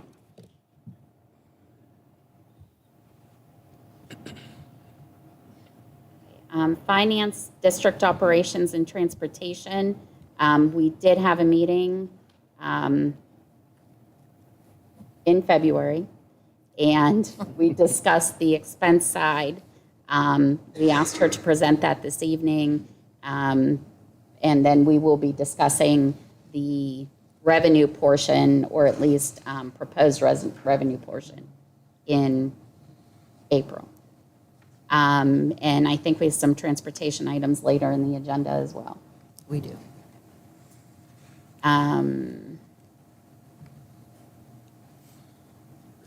Personnel, policy, and academics. Mrs. Smith? We did have a meeting, a lengthy one, and it was about policy 707, which we'll be addressing further down the agenda here. Thank you. Non-academic, athletic, and extracurricular. Mr. Shipley? Nothing to report. We have a meeting scheduled next week. Student reports. All right. First, I'd like to congratulate junior chorus and Highlander Choir member Nolan Blaze on his participation in the 2023 PMEA Region Choir Festival held at Pine Ridgeland High School during February 23rd and 24th. While at this festival, through the intense audition process, Nolan qualified for an all-state ensemble as a tenor too. This prestigious all-state festival will take place at the Kalahari Lodge and Convention Center this April. Spring sports season is officially underway. The boys baseball team, girls softball team, the boys tennis team, and the girls and boys track and field team are now starting their in-season practices for the high school level. We'd also like to congratulate Henry Miller for breaking 2 Whippeal records this weekend in the 50 freestyle and the 100 butterfly. Next Wednesday, senior swimmer Henry Miller will be racing at Bucknell for another chance at a state title. The high school will be hosting a watch party that evening with pizza and pop for any student, and it will take place in the student union or the formal library. Doors will open at 5:30, and Henry is expected to race at approximately 6, and admission is free. Prom tickets will be on sale next week through the end of March, and they are $85 each. This year's prom will be held at Rizzo's on May 6th. Student Council is currently in the process of planning a Powder Puff event, tentatively scheduled for Friday, May 12th. This will be a fundraiser for the Make-A-Wish Foundation and our final school-wide event for the year. The Southmoreland's reading team attended WIRC Interscholastic Reading Competition at Seton Hill University on March 6th. They placed 8th out of the 22 schools and earned 4 ribbons, which included wins against both Mount Pleasant and Collinsville. A special thank you to Mrs. Smith for being a scorekeeper at this event. I'd argue that the most important thing was a win over Mount Pleasant, but that's a personal opinion. The Student Council store, known as The Kennel, is officially open for business after a long shutdown during the pandemic and briefly after. Students may purchase necessities such as Kleenex, hand sanitizer, deodorant, mints, chapstick, hair ties, and gum. There will also be Scotty gear available at the school store in the near future. And also, our reading team and art council went to the SBC last Friday to give the kids a day full of reading and crafts. Also accompanied with them was the Cat in the Hat, Thing 1, Thing 2, the Grinch, and Horton. Who was the cat in the hat? I don't know who the Cat in the Hat was. It was the cat. Some guy who had to read the Cat in the Hat 14 different times and didn't have a voice work that evening. That's what I would say. Thank you. Before we move on, I missed 2 items earlier in the meeting. We did have an executive session prior to this meeting for personnel and legal matters, and Mrs. O'Rear had asked to be excused. Sorry. I'll add. New business? business. Oh, sorry. New business. Resolution number 2022-2023-04. Yes. Okay. At this time, I'll read the resolution in its entirety. Whereas pursuant to the school laws of this Commonwealth, including but not limited to the Public School Code of 1949, the Sunshine Act and the school district policies enacted thereunder, the Southmoreland School District has approved policy 000 through 918 to govern the efficient operation of district programs and the operation of the Board of School Directors of the Southmoreland School District. And whereas policy 006 requires that all board meetings are conducted in an orderly and business-like manner, and whereas policy 011 requires that school directors work together in the spirit of harmony, respect, and cooperation, adopt and implement a collaborative, comprehensive planning process, promote open, honest, and respectful dialogue among the board, and abide by the majority decision of the board. And whereas Director Catherine Fike has engaged in behavior that violates policies 006 and 011. And whereas the board asserts that Catherine Fike has made baseless claims at 3 or more board meetings, alleging that the board is a fraud without sufficient basis for her claims. And whereas Catherine Fike has further violated the Sunshine Act by communicating confidential information to members of the public. And whereas her conduct with board members and at board meetings has not been respectful or cooperative, has disrupted the orderly operation of the board, and exposes the district to liability. And whereas the board recognizes that they have no direct control over individual board member communications or conduct, and the board does not have the legal authority to remove an elected official. And whereas, despite the board's limited recourse, the board will not allow Catherine Fike's actions to be contributed to the board or to the Southmoreland School District. And whereas the board, by adopting the within resolution, intends to reaffirm its commitment to the values articulated in policies 006 and 011 in the Sunshine Act. Now therefore be it resolved by the School Board of Directors of the Southmoreland School District as follows. The board publicly censures Catherine Fike for her violation of district policy in the Sunshine Act. The board directs that this resolution be read in full at the public meeting. The board directs that a copy of this resolution be provided to Catherine Fike, and the Board of School Directors hereby directs that Catherine Fike and all members of the Southmoreland Board of School Directors reaffirm their adherence to District Policies 006 and 011 and the Sunshine Act from this date forward. Discussion. Yes, I have sought legal consultation, and I am prepared to respond in detail to this resolution. I will provide a copy of my response to Mrs. Tarazan to be placed in the board minutes.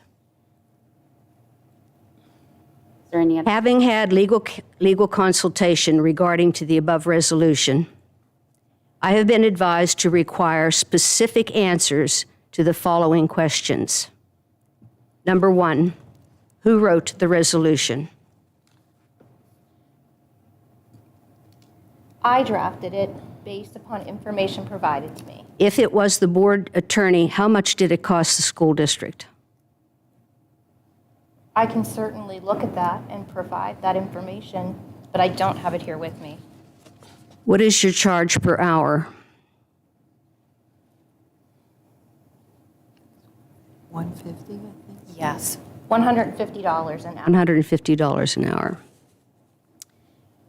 Who developed the resolution?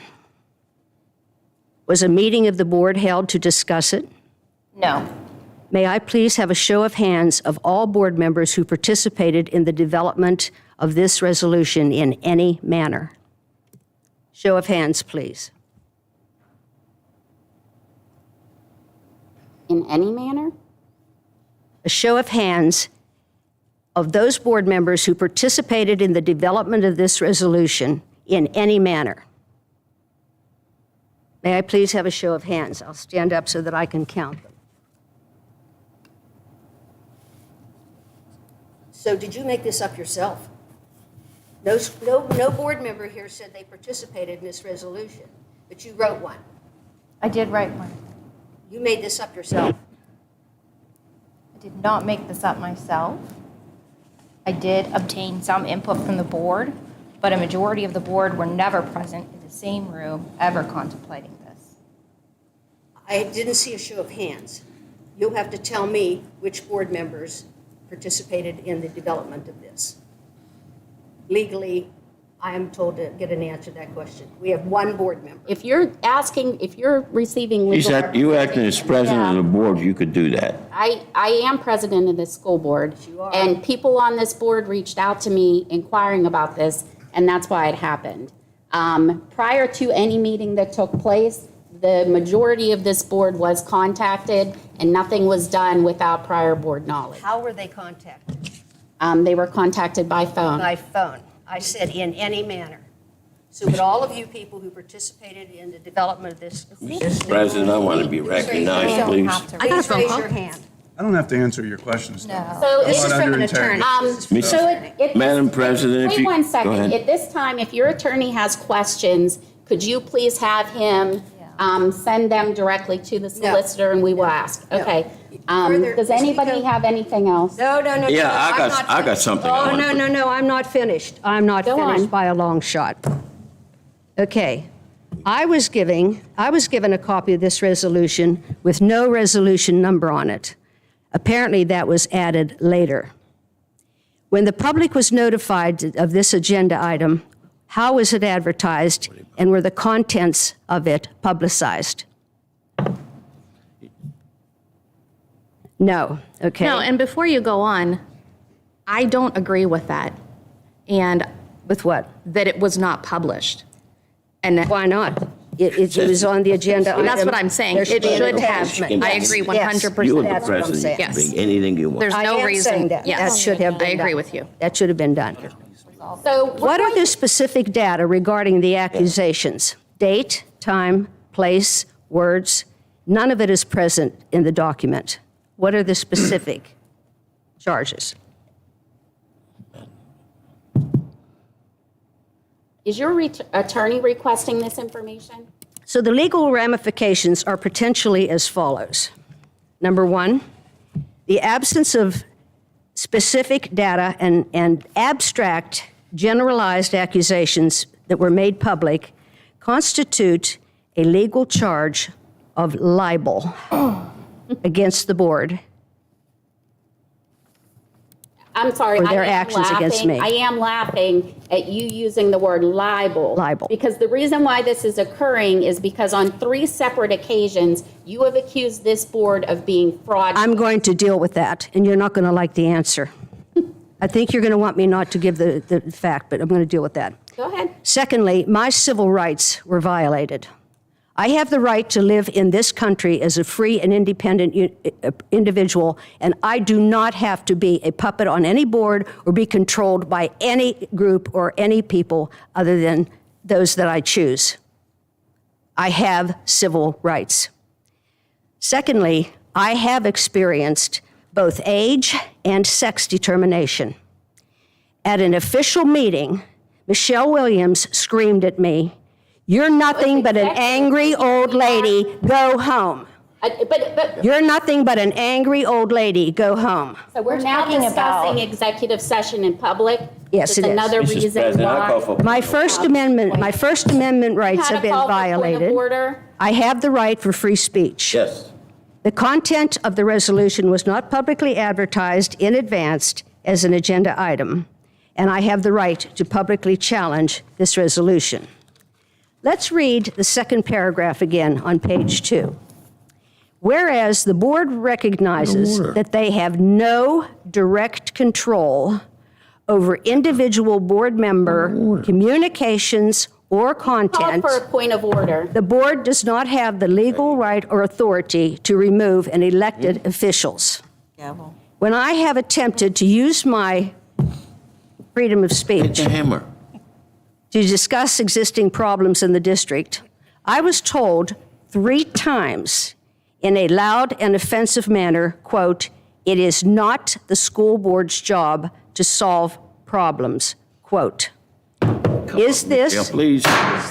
the spirit stop. of harmony, respect, cooperation, honest, and respectful dialogue? Oh, security, a kicker. When I am informed of this belief by a school board member, I am morally and ethically required to challenge and reject such destructive positions. When I attempted to discuss our failing algebra test scores, I was publicly interrupted by the board president who said, "You've talked enough. We're going to move on Make a now." motion to Is take this a an recess. example of collaboration? So move. It is the orderly operation of the board at question, because when I All make those a in favor, statement, aye. at least 6 board members Opposed? scream at me in response. I have the free speech right to state my opinions.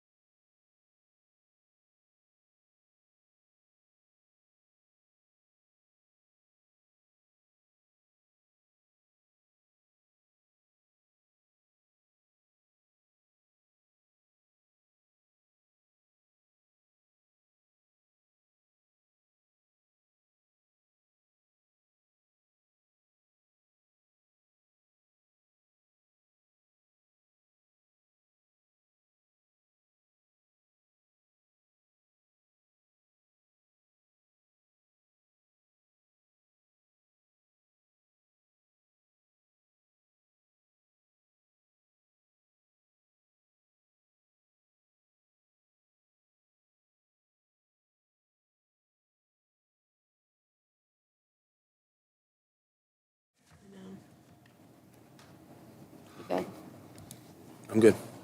Good? Are we ready? I'd like to make a motion to go back into session. I need a second. Second. All those in favor? Aye. Aye. Opposed?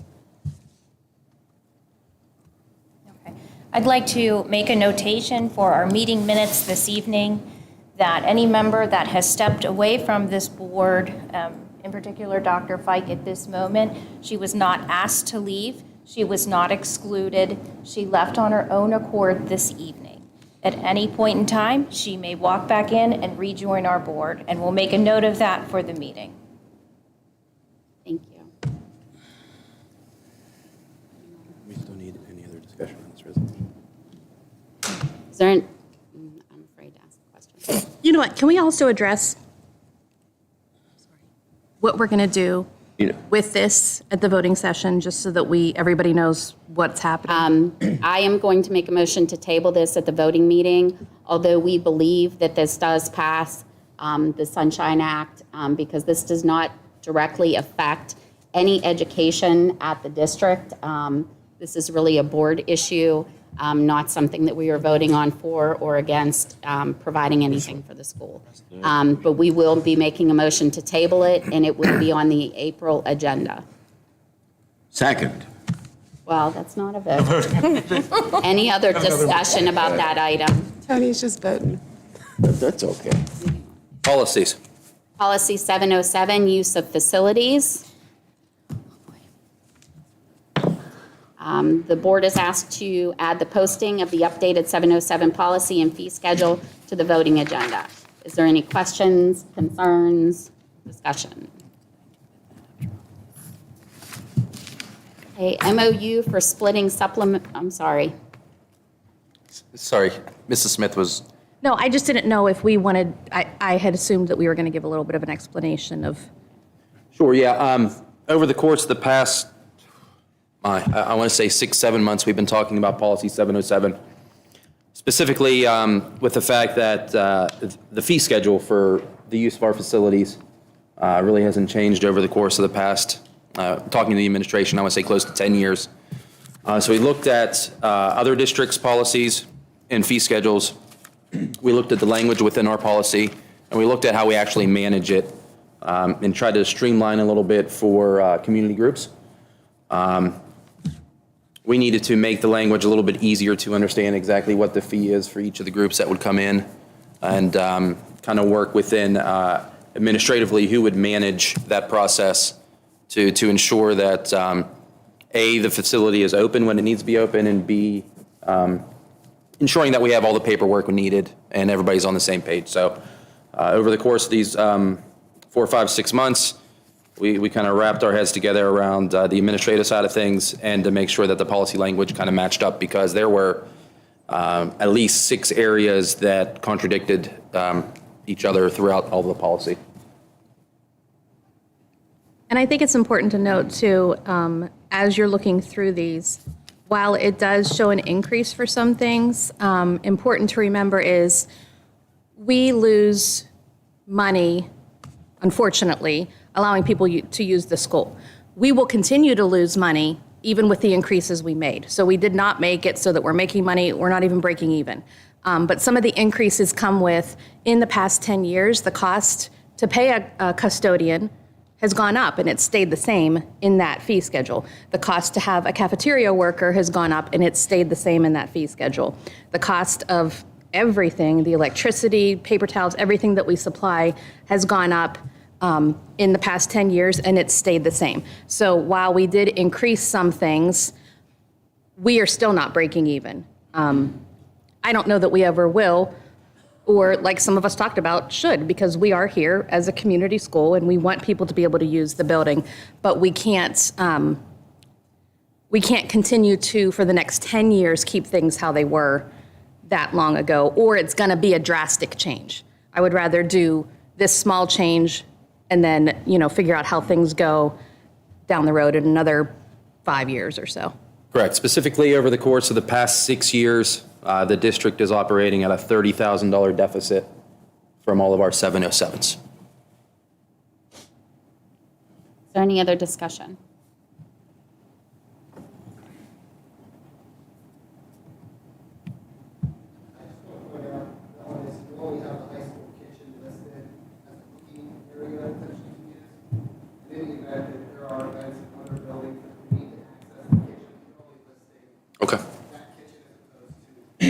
Other buildings. I'm making note of that, and we'll fix that. Okay, thank you. They said that we only listed the high school cafeteria. We forgot to list the middle school kitchen. We forgot to list the middle school kitchen and the elementary school kitchen. I don't think we need to list the primary center because we don't allow that building to be used. So we could just add those two, because I know they have been used in the past. I also know it's not 707 related, but I did see a question out in Facebook community world this week asking about community access to the track area for walking. So I know that some people were wondering if that was available for use or not to the public. Yeah, correct. I did get a request for that as well, and at this time, we don't have anything like that now with the cameras and the additions we're doing to the track area to kind of secure our spaces. That's something we can certainly look at allowing in the future. Any other discussion on this? Okay. Personnel? Number one is an MOU for splitting supplemental coaching positions. The board is asked to add the approval of the attached MOU between SEA and the Southmoreland School District in regards to splitting supplemental coaching positions to the voting agenda meeting. Any discussions?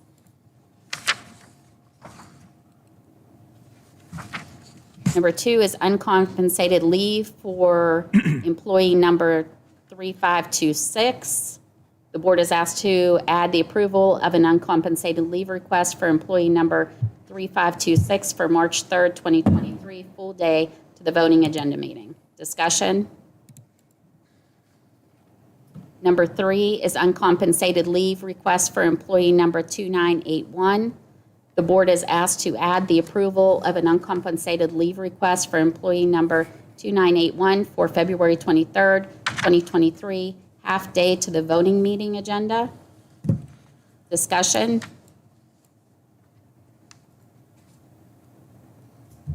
Personnel log for March 9th, 2023. The board is asked to add the personnel log for March 9th, 2023 to the voting agenda. To the voting meeting agenda, all salaries are included and all clearances are current and on file with the administration.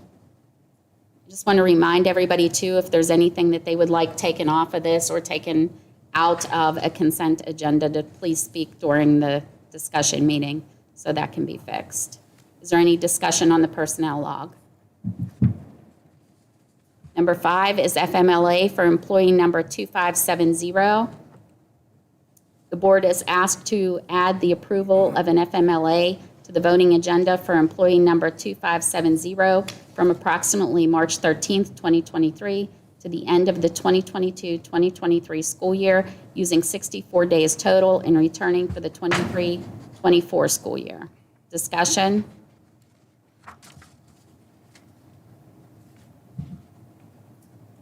Number 6 is board motion language change from 2/9/23 voting meeting, motion F7. The board is asked to add the approval to amend its motion from the February 9th, 2023 meeting regarding the Director of Facilities and Operations to appoint Calvin Trader as the Director of Facilities and Operations at a salary of $75,217 for the 23-24 school year, with a 1.6% raise yearly per the Act 93 agreement to the voting meeting agenda. Is there any discussion? This was, just for the record, it was in it was on the agenda last month, and the school year was incorrect. Yeah, the school year is incorrect. Everything else was correct. The school year is incorrect. Okay. Education?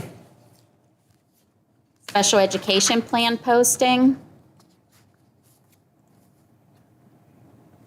The board is asked to add the posting of the special education plan 2023-2026 to the voting agenda. Is there any discussion?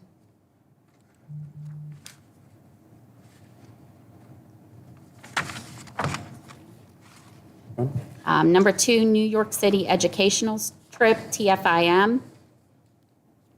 The board is asked to add the approval of the CWCTFIM educational trip to New York City on the voting agenda. Is there any discussion? Number 3, PMEA All-State Music Festival and All Eastern Honors Ensemble trip. The board is asked to add the approval of the PMEA All-State Music Festival and All Eastern Honors Ensemble trip to the voting meeting agenda. Is there any discussion? Okay. Finance? Number 4. Health and safety plan update for ARP/ESSERS. Where's that on mine? Okay, go ahead. Do you have it? I'm going to refresh. Go ahead. The board is asked to add the approval of an update to the Southmoreland School District Health and Safety Plan to the voting meeting agenda. Is there any discussion?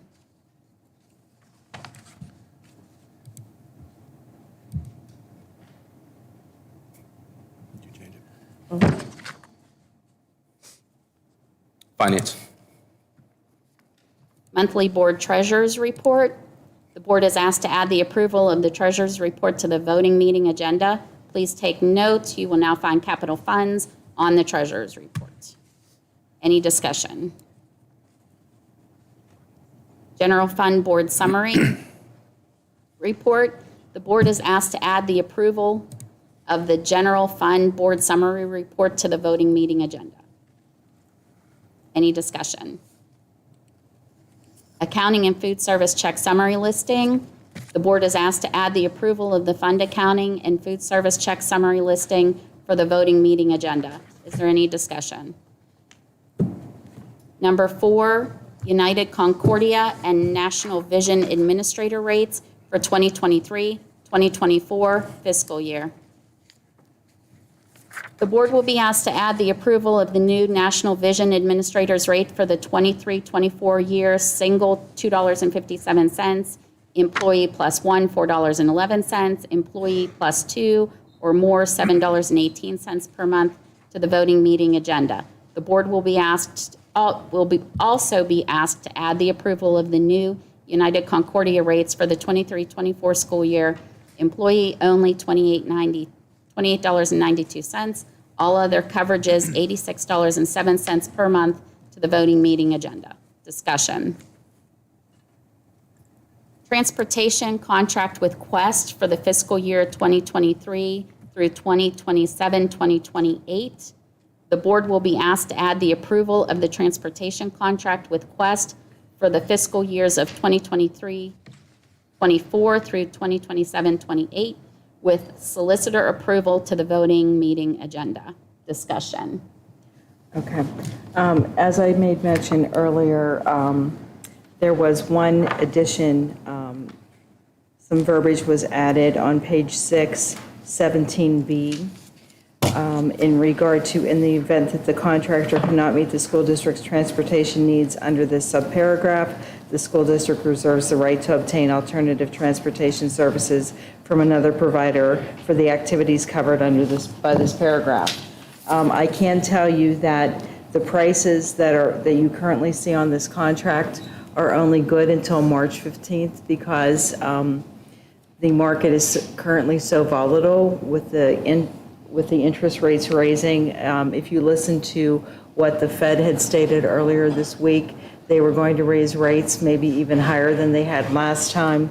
With supply chain issues, inflation, I know it's a large increase, and trust me, it does not make me happy in the least. I had talked to them, to see if they would even entertain maybe a 3-year contract. Unfortunately, that's not feasible for them because they have to buy some new units. So he had wanted to go to a 7-year contract. We settled on a 5. As I stated earlier, Dr. Boone and I had a conversation had a meeting with Lee Delacour and Ira Weiss from WBK. We wanted to do our due diligence to see if they had any suggestions. As Mr. Weiss stated at that time period, unfortunately, it's something that is what the market is bearing at this point in time. There are driver shortages, there are increased wages that we're looking at. Like I said, it's a heck of an increase, and I know that, and I wish I had something better to bring to the table for you. Like I said, he's only holding the prices that he gave us on this contract through March 5th or 15th because of the interest rates that are going to rise, that are projected to rise again. Is there any other discussion? Was that the only proposal we received? That is correct. I know previous boards wanted to look elsewhere. We talked about this a little bit in the finance and transportation meeting that we had. And one of the reasons why nobody else is bidding is because they can't get the buses. So if another company bid this and was actually awarded it, but still remained with the district they had, there would be a problem with getting buses right now because there just aren't enough out there. And also the driver issue and financing is an issue. I mean, it's not a good, I'm not happy with it, to be honest, but, unfortunately, it's kind of what the erratic market dictates at this point in time. So if we wait till after his deadline date of March, then what happens? It's going to go up because the interest rate will go up. I just seem like, why would he offer, you offered a 3-year contract, and then he turned around and bumped it up to 7. Well, initially. Rates are going to go up. Why wouldn't he stick with the lowest one and change them year to year? Initially, we went in at the 5-year because that's what we currently have. So I asked him about 3 because my thought was, let's hope that in 3 years, things look a little bit better. He offered 7 because that helped him spread out the debt for purchasing the new buses on a longer period of time. And therefore, he felt he could offer us more competitive rates. But looking at the rates versus what we're looking at now, I felt that the 5-year was our best option. Would his 7-year proposal, is it the last 2 years, are they lower or they go up? No, they're pretty much standard. They're pretty much, not, yeah. We don't benefit anything from it. Yeah, there really wasn't much benefit. I'm not sure I'm voting yes for this. I mean, And I can't blame you. I like I said, honestly, looking at it, I mean, between this and the rate increase in the insurances, I mean, quite honestly, it makes me ill. Because, I'm out there trying to overturn every rock that I can to get us the best prices. And unfortunately, this is something that with the pandemic and with the, driver shortage, and they're wanting to increase to retain their staff, they're wanting to increase the rates of their drivers and that type thing. I mean, it's kind of what we're all facing these days. Is there any other discussion? Okay, building activity fund information. This is just for informational purposes, as well as item number 7 for the cyber charter expense analysis. Does anybody have any questions on either one of those? Buildings and grounds? There are no items for this month. Athletics and activities? Number 1, Geibel Catholic agreement for middle school girls soccer and middle school football.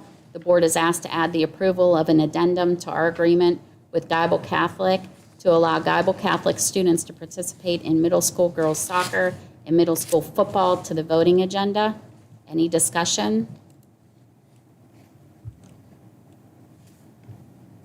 Okay. Citizens' comment.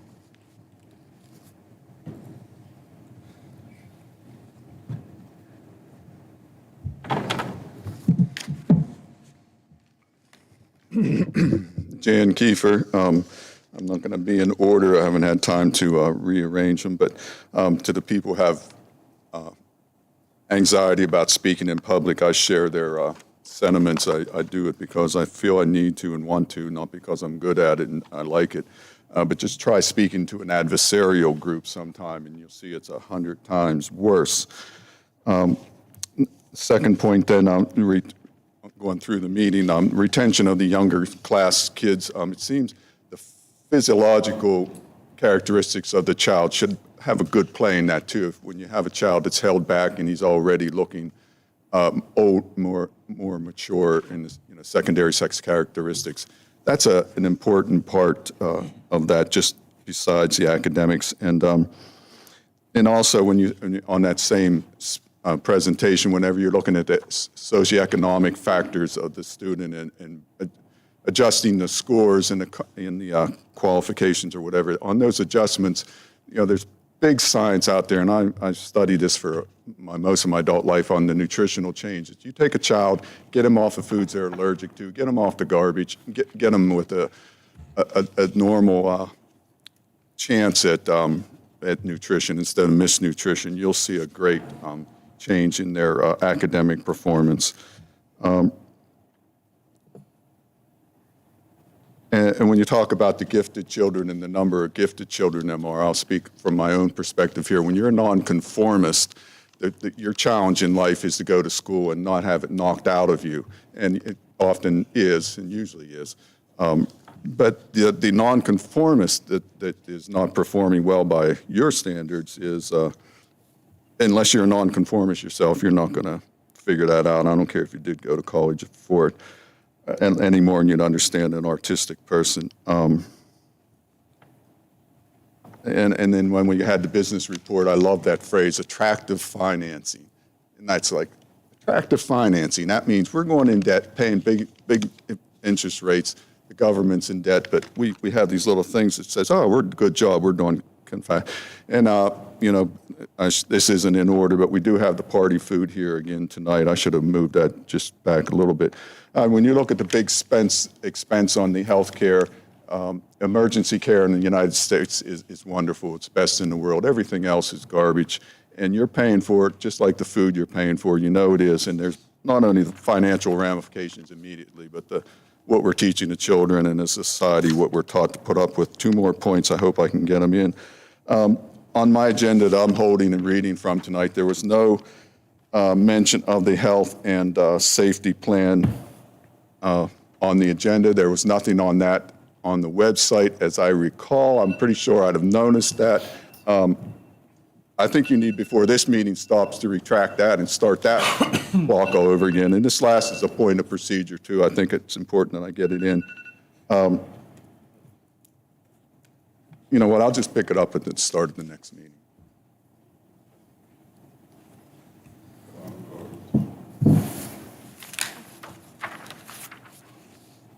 But it was on the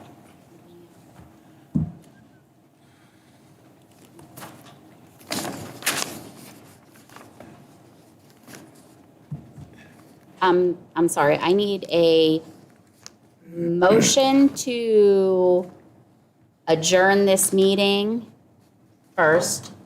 Before you adjourn, can I bring something up? Is it possible? Yes. Okay. After the little filibuster tonight, and that's what it looks like to me, people seem to forget what we're here for. We're here for what we saw those kids do tonight. That's what the heck it's all about. We're here to support those guys sitting in those chairs, those administrators that work their butt off to do what needs to be right, along with the teachers, to educate our kids. That's what it's all about, folks. And we need to stop this. I mean, that's unbelievable. There was nothing more than a filibuster. I mean, that's just ridiculous. So I got a question for our solicitor. Yes. Whenever something like that happens, and you call for point of order, and the president does that, and an individual board member keeps on going and don't listen, Yes. what can we legally do? We could do what we did. What, just listen to it? Which was motion to go into an executive session to discuss what was occurring. We can keep calling them to order Unfortunately, we can't, or fortunately or unfortunately, we cannot exclude any board meeting member from a meeting. But if you disrupt in a meeting, and the president very politely tells you, you know, you're out of order, what can she legally do? She can have the individual removed from this body.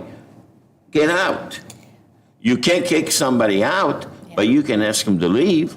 We can ask them to leave, but we cannot force any. Well, you can't force, but if you give an order and that order is not carried out, we have security, we have the police over there. What's use having him here for?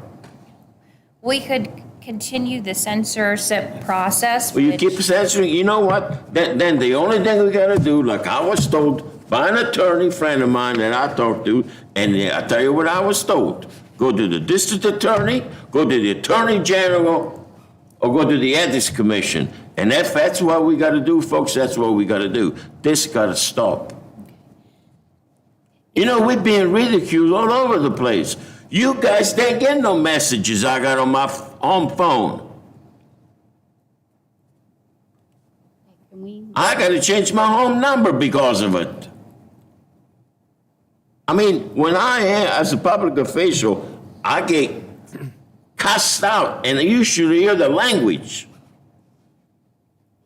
That's wrong. Make a motion. That's wrong. Because I won't go along with something somebody wants to do. I got to put my mind. Mr. Lizza. And that's what I've been doing. And you know what? That got to stop. That's got to stop. To go into, I need a motion to adjourn first. So move. Second. All those in favor? Aye.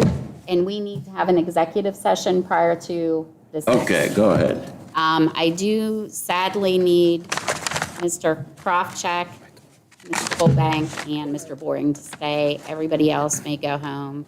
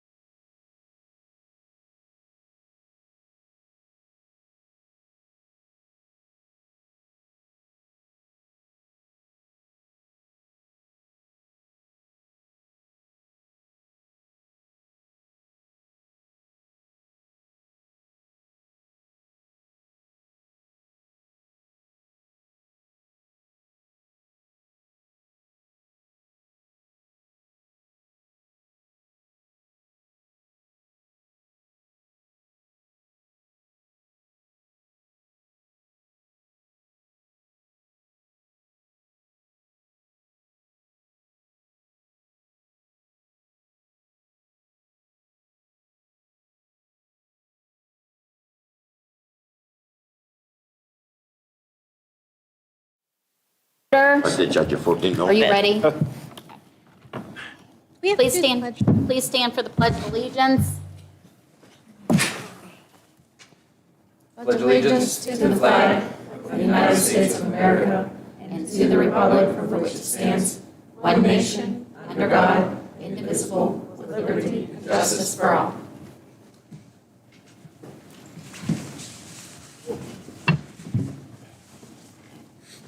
Roll call. Dr. Fike. Mr. Frund. Here. Mrs. Geyer. Here. Mr. Lizza. Here. I'm sorry. Mrs. O'Rear. Mr. Polakowski. Here. Mr. Shipley. Here. Mrs. Smith. Here. Mrs. Williams. Here. They're gone. I just wanted to make an announcement that we were in executive session prior to this for a legal matter, and Mrs. O'Rear has asked to be excused. Citizens' comments. Kiefer, this is Groundhog Day time. On my agenda, like as I spoke earlier on the agenda issue, I hate to be a technical on the agenda, but it frustrates me because these are things that are near and dear to me. So on my agenda at home, as best as I can recall, and definitely on my agenda here for the last meeting, there was no health and safety plan, no number 4. And there's a pile of them over there looking at it. So as before, whenever you got to the resolution, it was a mis-agenda or whatever you want to call it, a poor agenda. You should have called for public comment, and I should have been able to come up and comment. And I told you that exactly before the meeting. Now, if that's not right, I don't know the legal stuff, and I don't care to get that legal right, but it was wrong in my mind. I came up here, and it was not on, I had no information. You can't unring the bell. You broadcasted that. Everyone had their frou-for-all. Mr. Litza has his throw in, and I didn't have my chance as a public speaker, as your bylaws and I believe the state law would say. So here we are again with the health and safety plan. You know I'm passionate about that. I'm the only person that speaks about that. It wasn't on my agenda. I come up here tonight, and you're going to go ahead and move through with that. You can't unring the bell.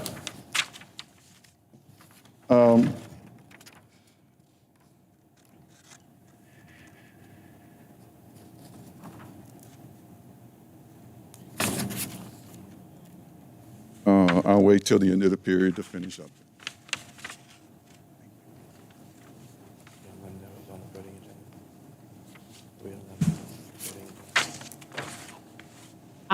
Mr. Kiefer, that was on the voting agenda. Right. I'm just saying, and also, we're not adding anything to that document. We are taking away any mention of masking. It is on the voting agenda. But that didn't happen today, and it won't happen because I can't come prepared for it. The only thing that is changing on that document is the masking is being removed, and the dates are changed, and we are required to do that every 6 months. That's not the way it works. You have it on the agenda, people come up and say, maybe we need to change some other things, and maybe we need to get president. You don't want to do that. It's a malfunction of the parliamentary procedure. Thank you, Mr. Kiefer.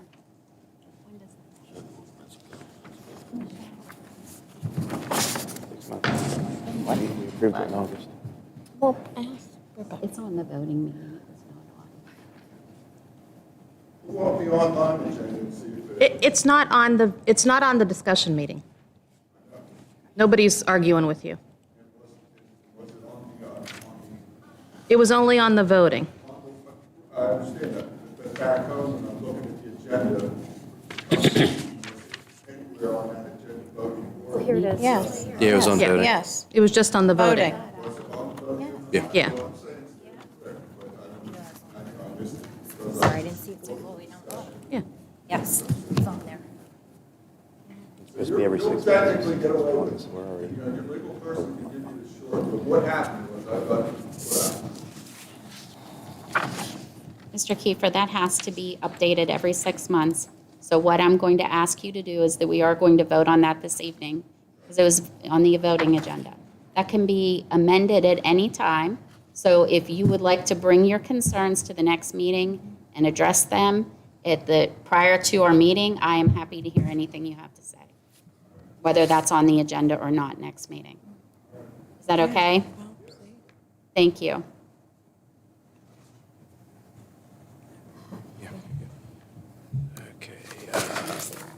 We're on minutes. Okay. Minutes. I make a motion to approve the minutes for the February 9th, 2023 discussion Second.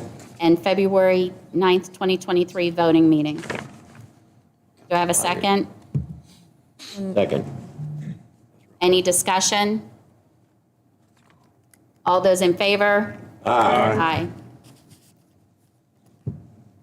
Reports. Superintendent information? Nothing new. Thank you. Solicitors information? I have no report. Thank you. Business manager, transportation director information? Nothing additional. Thank you. New business. I make a motion that we table resolution number 2022-2023-04. Second. Oh, sorry. I just did Tony. Sorry. This will be added to the April agenda. Second.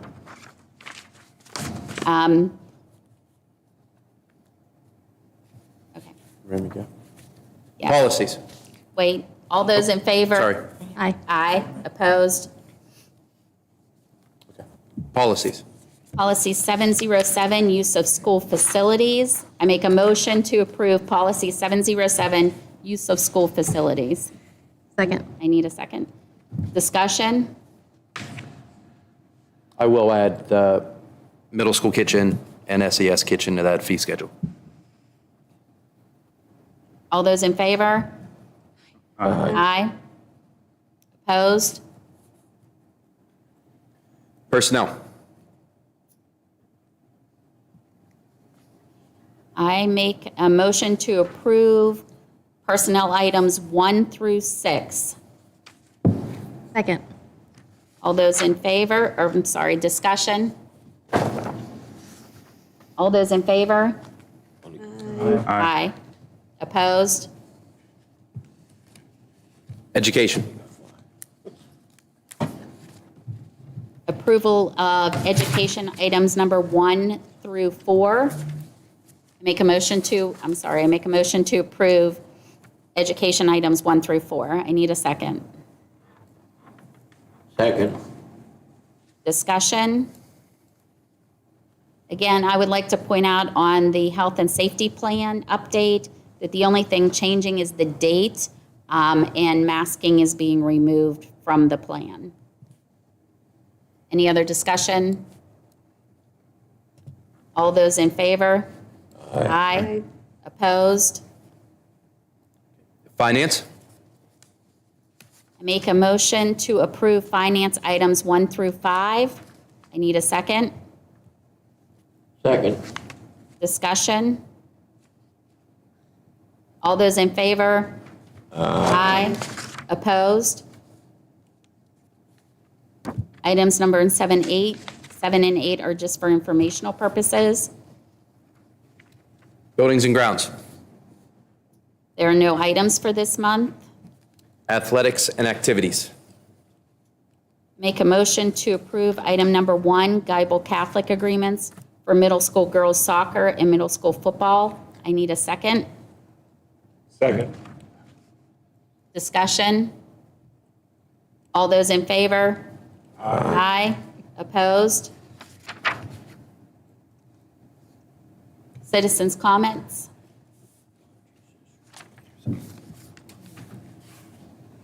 Let me start in on the health and safety plan that you just voted to do. Jan Kiefer, Scottsdale, East Huntington. You know, the data that you guys based all your decisions on, shutting the schools, wearing the mask, playing with the vaccination borders of, and that was part of your discussions, the spacing, all that stuff has been widely disputed and roundly challenged, and you know that narrative to the minds of the people who are looking at all sides of this issue, has been real, the house of cards has really fallen. And I'm not trying to be biased on this. I think that's a fair statement to say. I think that the board, before what they did tonight, should have come up here and told us where you stand on the issues, where you were wrong, where you see where you're going to go if you're with the same questions again, if you have similar questions or questions that are even not pandemic related, but to the point of schools not functioning like they were for several years. If you're going to have the same process of sending a superintendent to talk to other superintendents and come back and he tells you something and you rubber stamp it. And there's not forgiveness on my part. I'm not a vindictive person, but damn it, a lot of harm went down and a lot of garbage and a lot of corruption happened, and you guys are still on that bandwagon until you step off. And I know the statistics of the vaccinated people now. I know the number of deaths and all that stuff. I'm digressing. I know the statistics of the people that are complying. I know what the polls are saying. And I know I'm not speaking to a lot of people who are still 100% where they were when you made the decisions to close the schools. We need to know that, because if you're there and you're still there, then we want to know that when election day comes up, because we don't want to. That's a major issue. You know, education was basically ruined by that mindset. And as I look across the table, I'm seeing the same mindset, because no one has a voice out here to say, well, I'm not so sure about the mask harming the little kids, or I'm not so sure that we should have shut down the schools and the people that are telling us. So, you know, Dr. Fike at least has stated her positions on that, but everyone else here, you're guilty, or you're not guilty, but you're, you know, if you look like a duck and walk like a duck and talk like a duck, you're a duck. And I think you should have the tenacity to state your positions on this, especially if you're a candidate, for crying out loud. And I know there won't be any way I can put a candidate on the spot and ask them where they were and where they are and where they'll be. But there's just no community play here. Thank you, Mr. Kemper. Michelle, I'm sorry about tonight. I feel real bad for you. I really, really do. You were put in a bad situation tonight. I hope this doesn't make the whole school district look bad.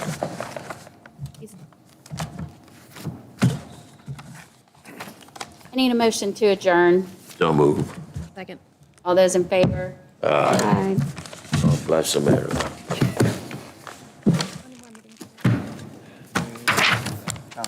That would be a